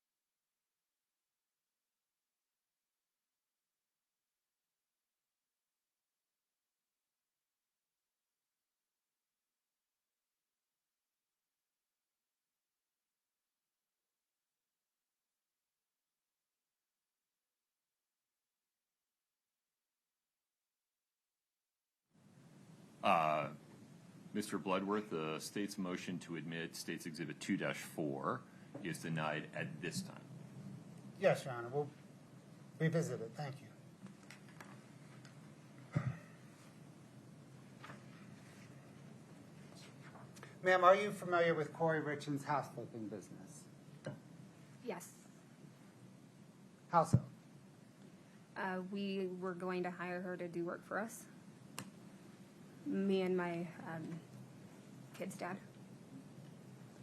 And did you understand it was a successful business? I did. I believed it to be yes. Did you know whether or not the business was in any financial distress? No, I did not. Ma'am, are you familiar with Josh Grossman? Yes. How so? I knew that he was. What do you mean?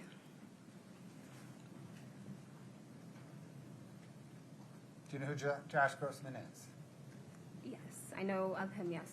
How do you know of him? Corey told me about him. What did Kouri say about him? She said that they were having an affair. And when did she tell you this? It was about June 2020.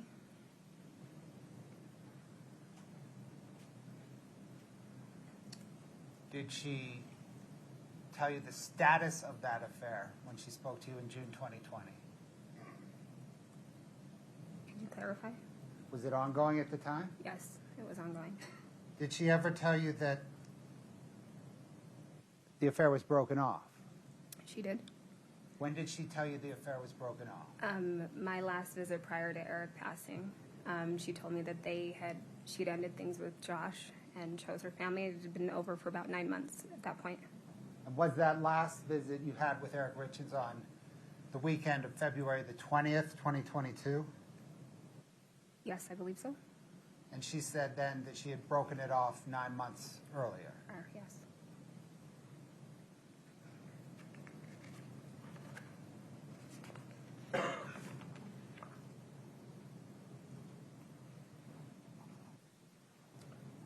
Your Honor, may we just approach briefly to make sure we have a common understanding?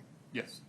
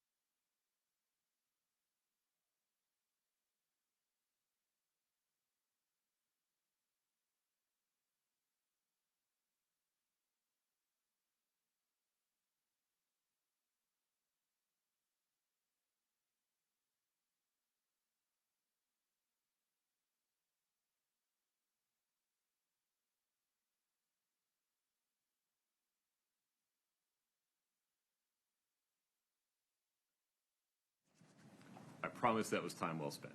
Thank you for your patience. Mr. Bloodworth, please proceed. mistaking on that visit you mentioned, the weekend of February 20th, 2022. Did there come a time when you, Kouri Richins, Eric Richins, and maybe others, were having a conversation about Eric Richins becoming ill on Valentine's Day? Yes. Who was present for that conversation? Myself, Kouri, Eric, Selma, and Wade, our other friends. How did that conversation arise? What do you mean? Who started it? I can't remember who started the conversation. How did you come to learn about whatever happened on Valentine's Day? Eric told us. What did Eric Richins say? He said that he thought that Kouri had tried to poison him, but it was more of a funny story. It was like an allergic reaction, is what we had thought it was. So Eric jokingly, I want to accurately capture we were laughing at the story. So did Eric, along with Eric. right? Did Eric jokingly say that Kouri Richins had tried to? Yes, and we all teased Kouri for trying to kill him or poison him or whatever he thought it was. Okay. How did Kouri Richins react to Eric Richins jokingly say that she tried to poison him on Valentine's Day? She laughed about it. We were all laughing. Did she say anything about what happened on Valentine's? She said, no, that's not what happened, that he had, that it was an allergic reaction or something, or it wasn't that dramatic, it didn't happen like that. Something along those lines. Did she say how it happened or what happened? No, not that I can recall. Just that it didn't happen as Eric jokingly said it happened. No, but with Eric right there. Sure. Eric's there the whole time. Yes. Understood.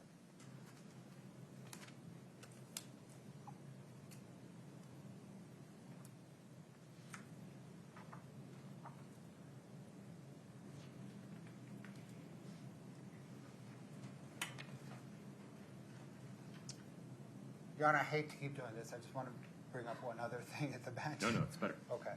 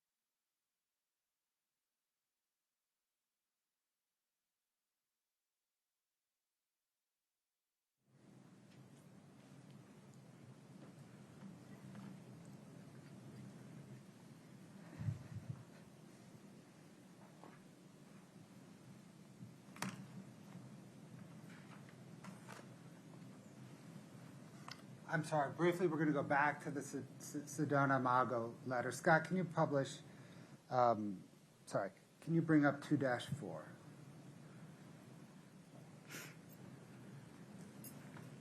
Go ahead, Mr. Butterworth. What's the state's motion? Your Honor, the state moves to admit 2-4. Consistent with the court's ruling at sidebar, states Exhibit 2-4 is admitted. Just 1 moment. Of course. Yes.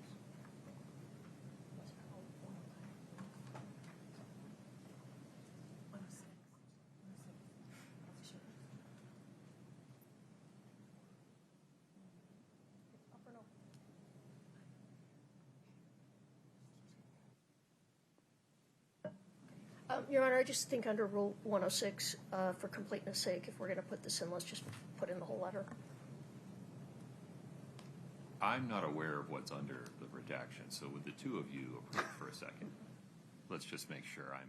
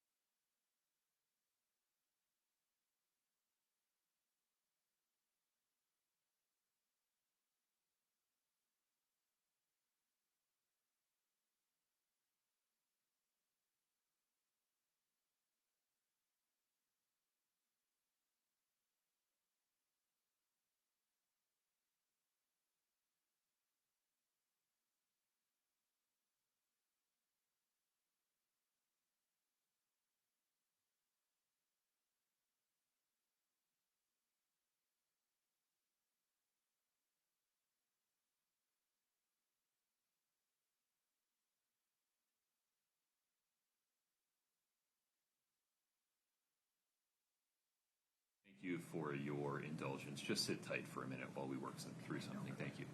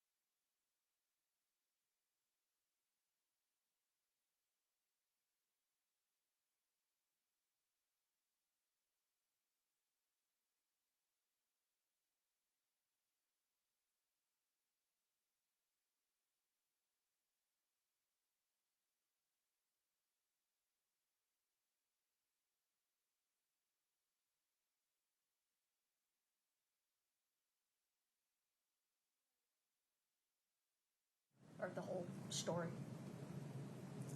Okay. Mr. Bloodworth, forgive me, how much time do you need to come up with an unredacted version? We have it. Okay. Scott, would you, the screens are muted. Would you show it to me for a moment, please? One moment. Your Honor, we'll put a sticker on it later, but Okay. that's it.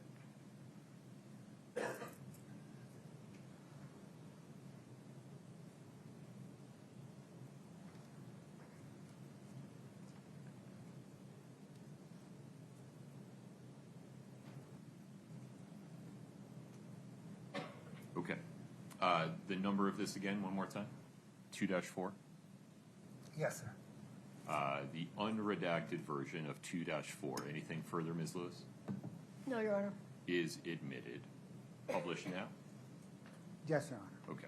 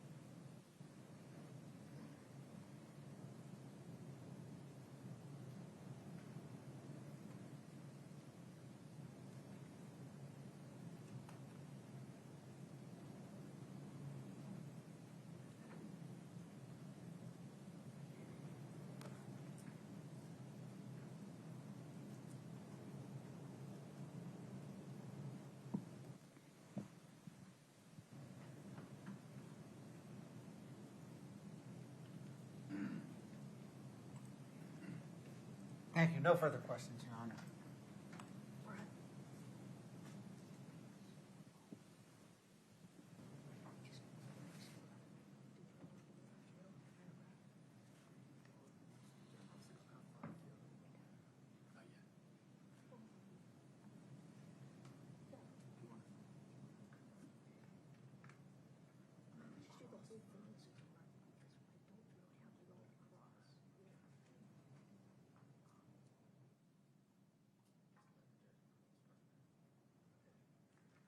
Your Honor, we've agreed that I'm going to handle this witness as a direct examination since she's here from out of town, so we don't have to bring her back.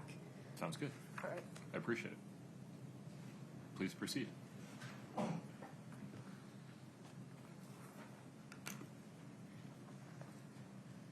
Morning or good afternoon. Huh? Who knows anymore? How are you today? I've been better. I'm sure you have. Allie, will you do me a favor?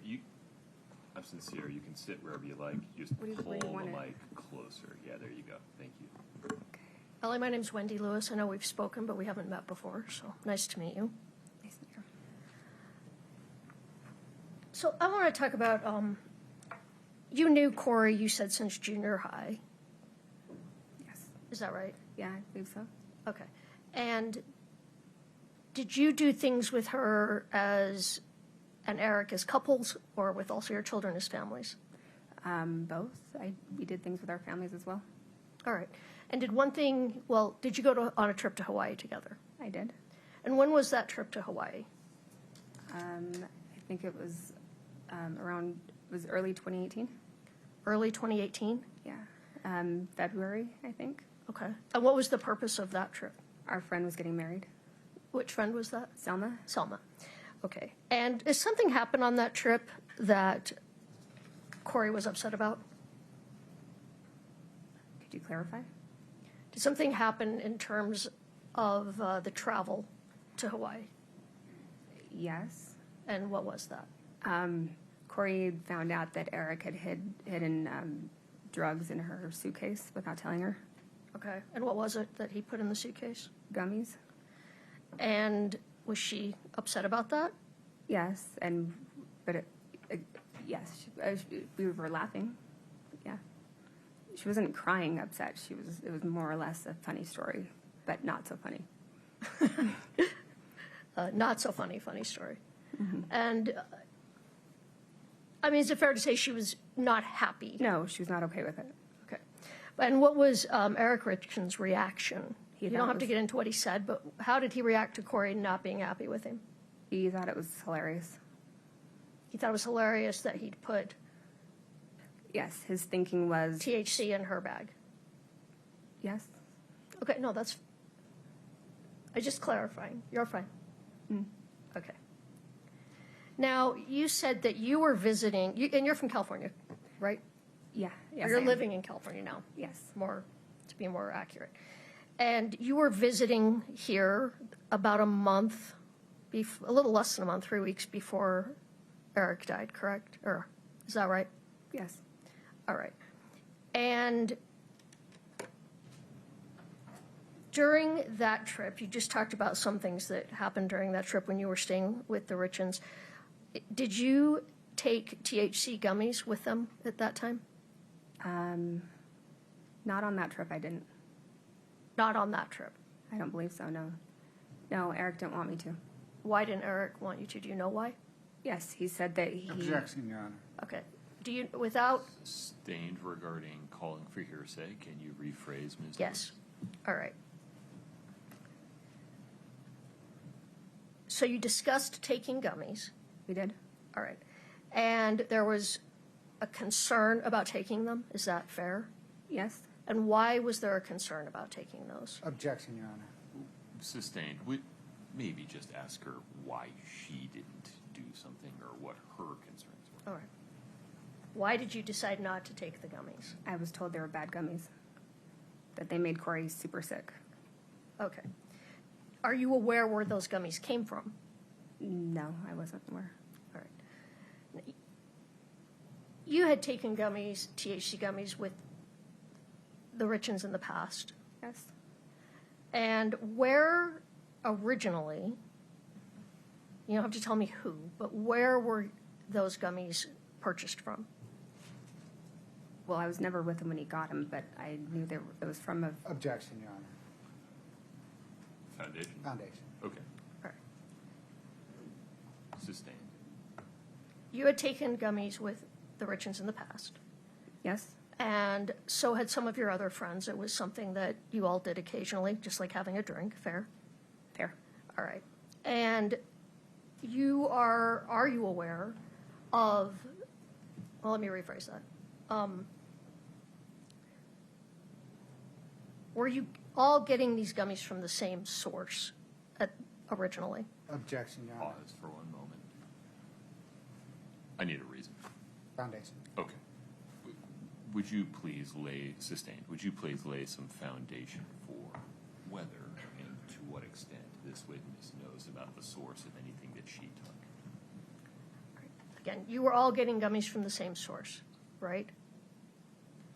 Objection, Your Honor, leading. Yeah, I need you to lay some foundation, not I'm just working ask on the it. same question. Just break it down.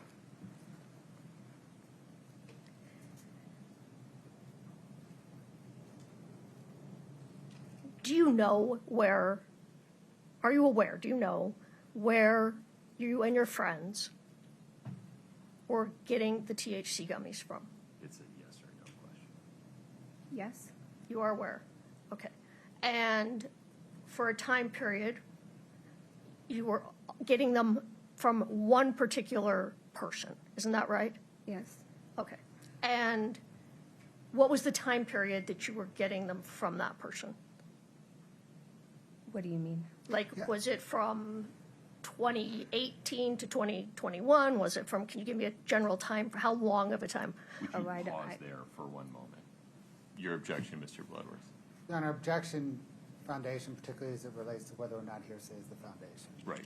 Ms. Lewis, my apologies. Would you approach for 1 second?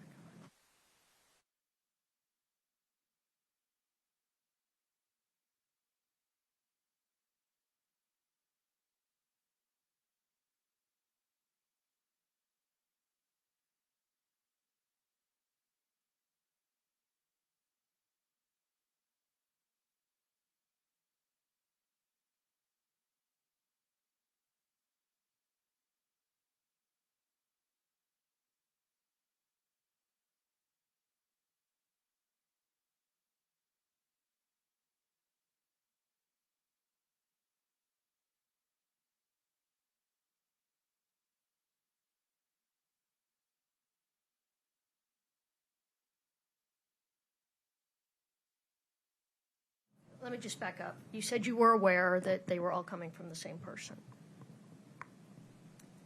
It's a yes or no. Yes. How are you aware of the person that was providing them? Can you be a little bit more specific? How were you aware where the gummies were coming from?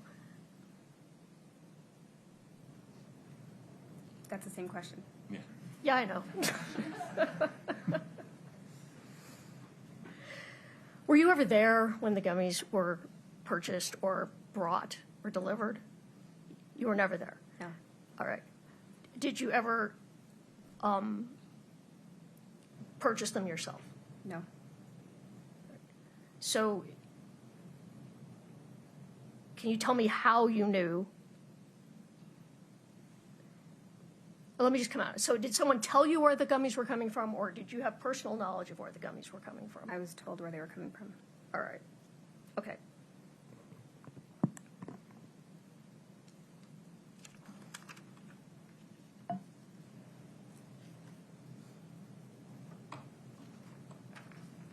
How was it that you found out that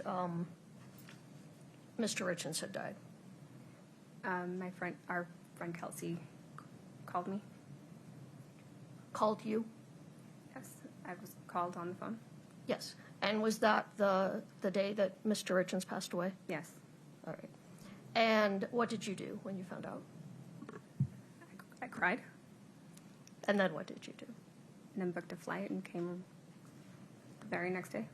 All right. So you arrived I arrived on the 5th. On the 5th. All right. And how did Kouri seem when you arrived? Distraught. Like she was grieving. And you've known Kouri a long time. Yeah. And you've observed her on other occasions where she's been upset? Yes. Ever anything this traumatic, or was this the first time? This is probably the most traumatic one I've experienced so far, yes. All right. Did anything about her behavior or her reaction strike you as unusual? No. Were you there when there was a celebration of life held at the Richins' house the night after he died? Yes. And how many people were there at that event? Oh, I couldn't tell you. There was a lot of people. More than 10? Well, there were people coming in and out the whole time. All right. Was this something that was planned, like a planned event? No. So it was, can you just describe sort of how it started?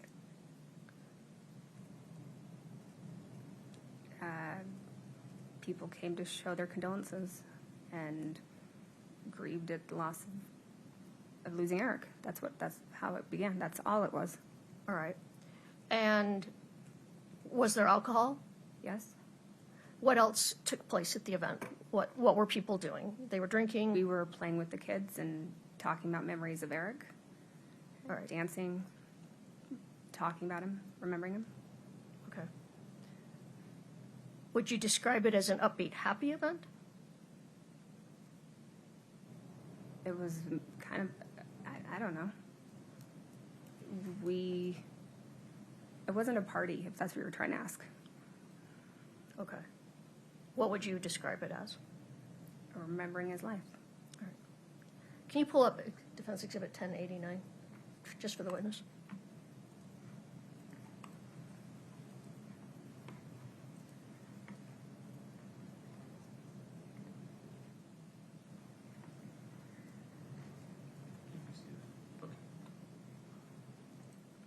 Do you recognize that photo? Yes, I took the picture. All right. And was that taken the night that we were talking about? Yes, And do you recognize the people in that photo? I do. All right. Could we publish, or could I admit and then publish? Defense 1089. No objection. Okay, defense 1089 is admitted. Okay. And maybe if you want to step down for a minute, if you could tell us who the people are in this photo. I'd rather not. If you would just stay close to a mic, I know. and I just then realized I didn't have one on. here you go, Allie. You'd use that when you. Ms. Listen, you should get near a mic. All right. Just from left to right, can you tell us who's in the photo? That's Kouri. I can't remember his name, but that's Eric's best friend. Can you maybe put the mic up? That's Eric's best friend. I can't remember his name. Is that Bryce? Yeah, that's Bryce. Sorry. Okay. That's Bryce. That's Allie, Cody's wife. That's Chelsea, and that's Amy, Amy Eric's sister. Richins. Okay. You can sit back down.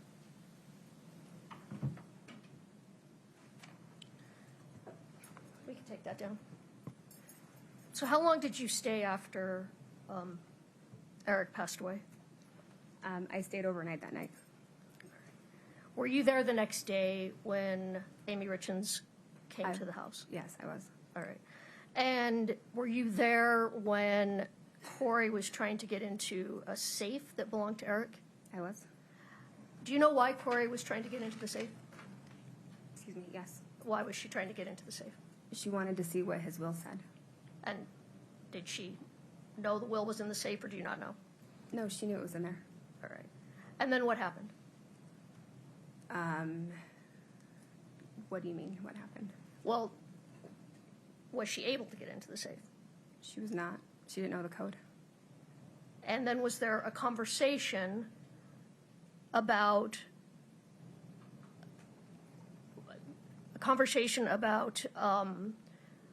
her not getting into the safe? Objection, foundation as it relates to hearsay. All right. Who was present when she was trying to get into the safe? She wasn't even in there at first. When you say she, who are you talking about? Kouri wasn't even in there. It was Who was in there at first? her brother and the locksmith. Okay, so a locksmith was called to try and open the safe. Yes. All right.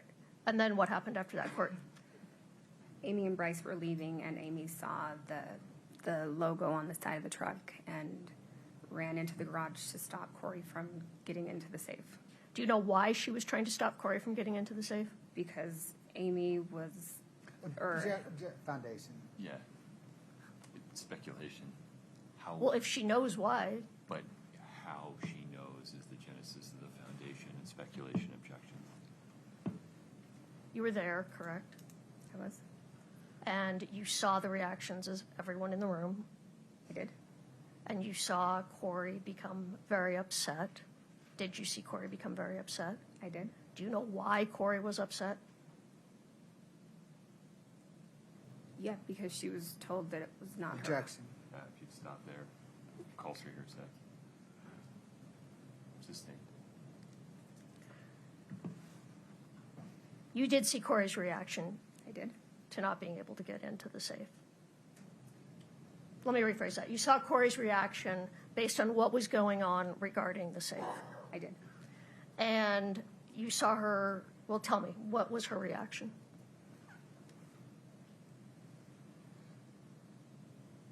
Pure frustration and rage. Rage? Yeah. Was she crying? Yes. She was shaking. And in your opinion, was that reaction over the top? No, I thought she was valid. Did you think she was unreasonably out of control? No. Was that reaction unexpected, given what was going on in the room? No. Okay.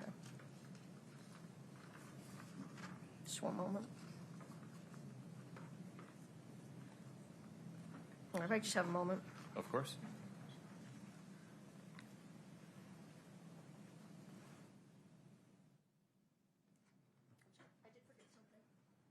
Let's go back to what you were talking about with Mr. Bloodworth regarding the sandwich.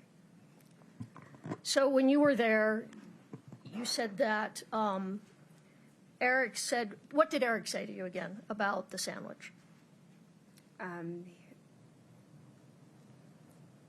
you clarify the question, please? Yes, you were talking about when Eric got sick from a sandwich, right? You talked about that with Mr. Bloodworth. I did. And he told you, what did he tell you? That he believed that Kouri had tried to poison him. Okay. Did he tell you, I believe Kouri tried to poison me, or did he say to you, did Kouri tell you she tried to poison me? No. He said, he said Kouri tried to poison him. All right, and who was there? Kouri was there? Yes. And what was her response to that? She was laughing and she said that's not what happened. And what did happen? I don't know what happened. Well, He took a bite of the sandwich and got an allergic reaction and had to shoot himself with an EpiPen. okay, so they talked about that there was an allergic reaction. Yes.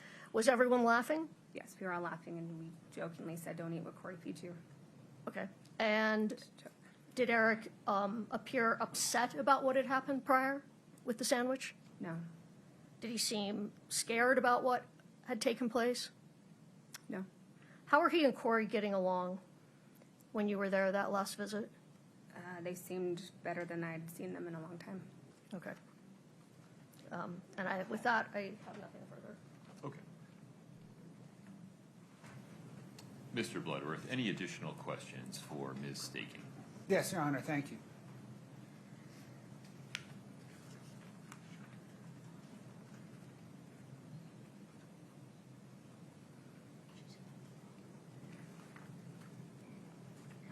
Ma'am, let me make sure I understand the travel to Hawaii.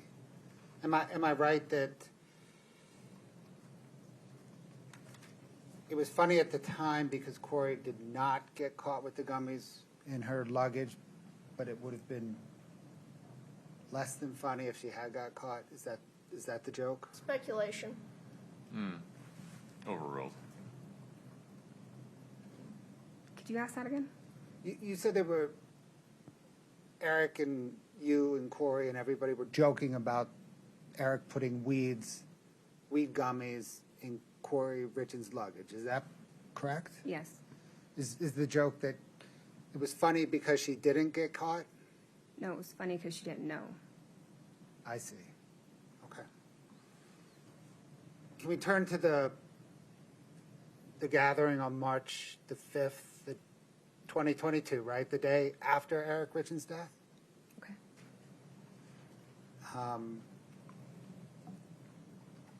And you and others, many friends of Eric, some of Eric's family members, I think were there, right? Yes. And people were drinking and toasting Eric. Yes. People were also using weed gummies that night too, as well. I don't know. Not that I'm aware of. That photo you showed, or you looked at, it was labeled Exhibit 1089. That was at the beginning of the evening? No, that was towards the end. It was I don't know. It was mid-evening. Okay, there came a time, right, when Mr. Knutson removed his pants? Sorry, who? Do you know who Bryce Knutson is, the I guy know in that photo? Bryce. I don't know his last name. Okay, did there come a time when he removed his pants at that celebration? Not that I remember, but probably. Okay. Do you remember if the photo was before or after that? It was before he was dressed. Scott, can I get Exhibit 8-8, please?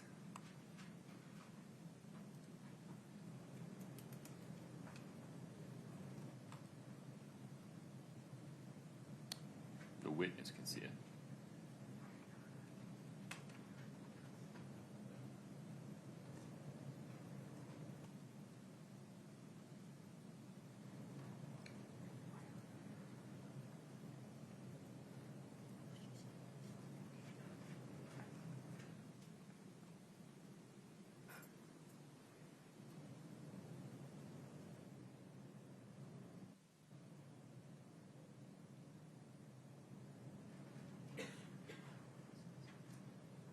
Ma'am, do you recognize that photo, or that video rather, as an accurate depiction of what was occurring in parts of that evening? Yes.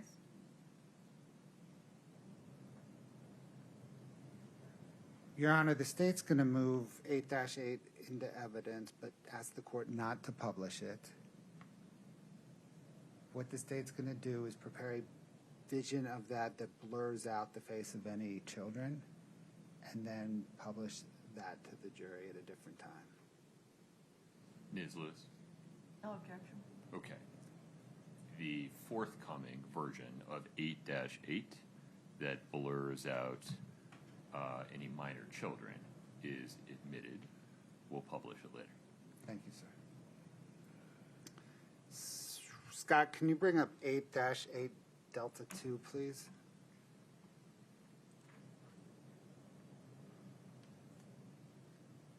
Are you able to see it? Okay.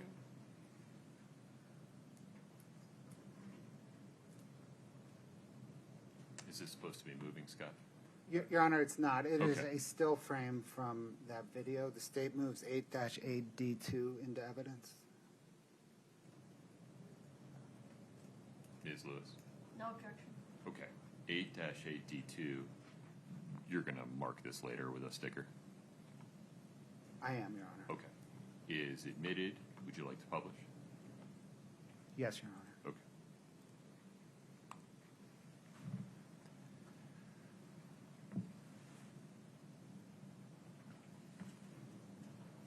Thank you.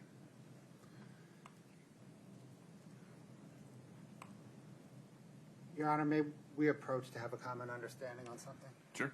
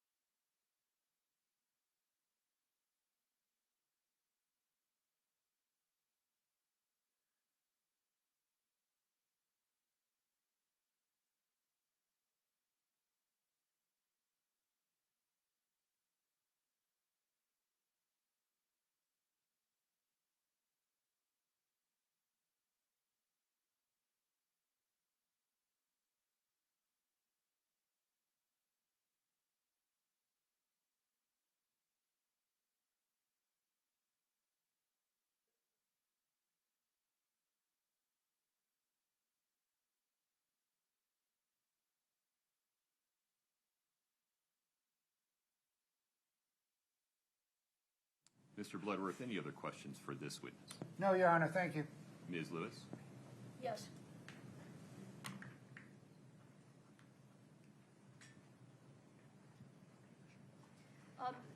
Just going back to the night of the wake. And have you been to wakes before?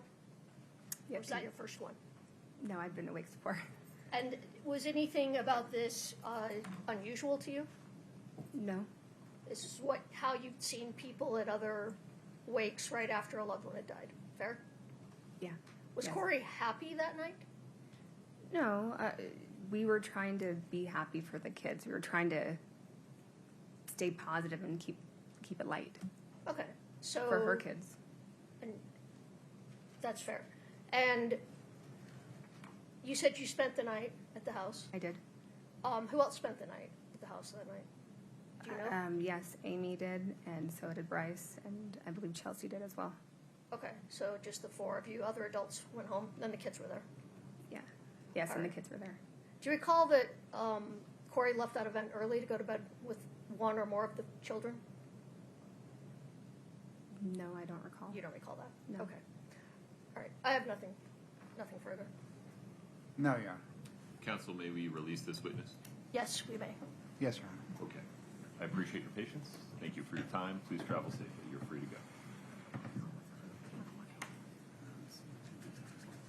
Should we talk about scheduling or? Yes, sir, let's talk scheduling. Yeah, I think a brief scheduling discussion would be appropriate. Ms. Nestor, do you mind? Yes, sir.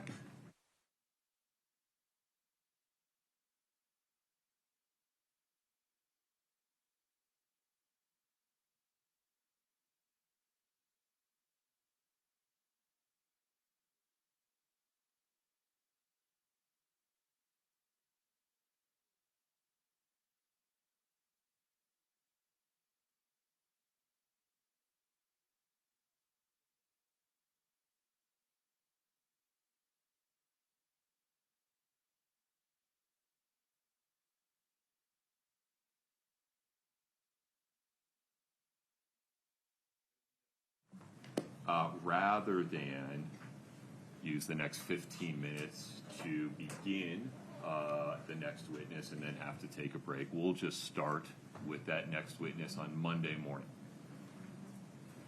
Scheduling reminder, no trial tomorrow, Friday, March 6th. We will be in recess until Monday morning, 8:30 a.m. Over the next 3 days, please make an effort to not watch, listen, or read anything related to this case. It takes affirmative action, so please be diligent. Please do not speak about the case with anyone. Please do not allow anyone to talk about the case to you. That requires affirmative action as well. And please don't do any searches or research about the case in any way. Please enjoy your weekend. I'll see you again Monday morning, 8:30 a.m. Please travel safely. Please rise for the jury.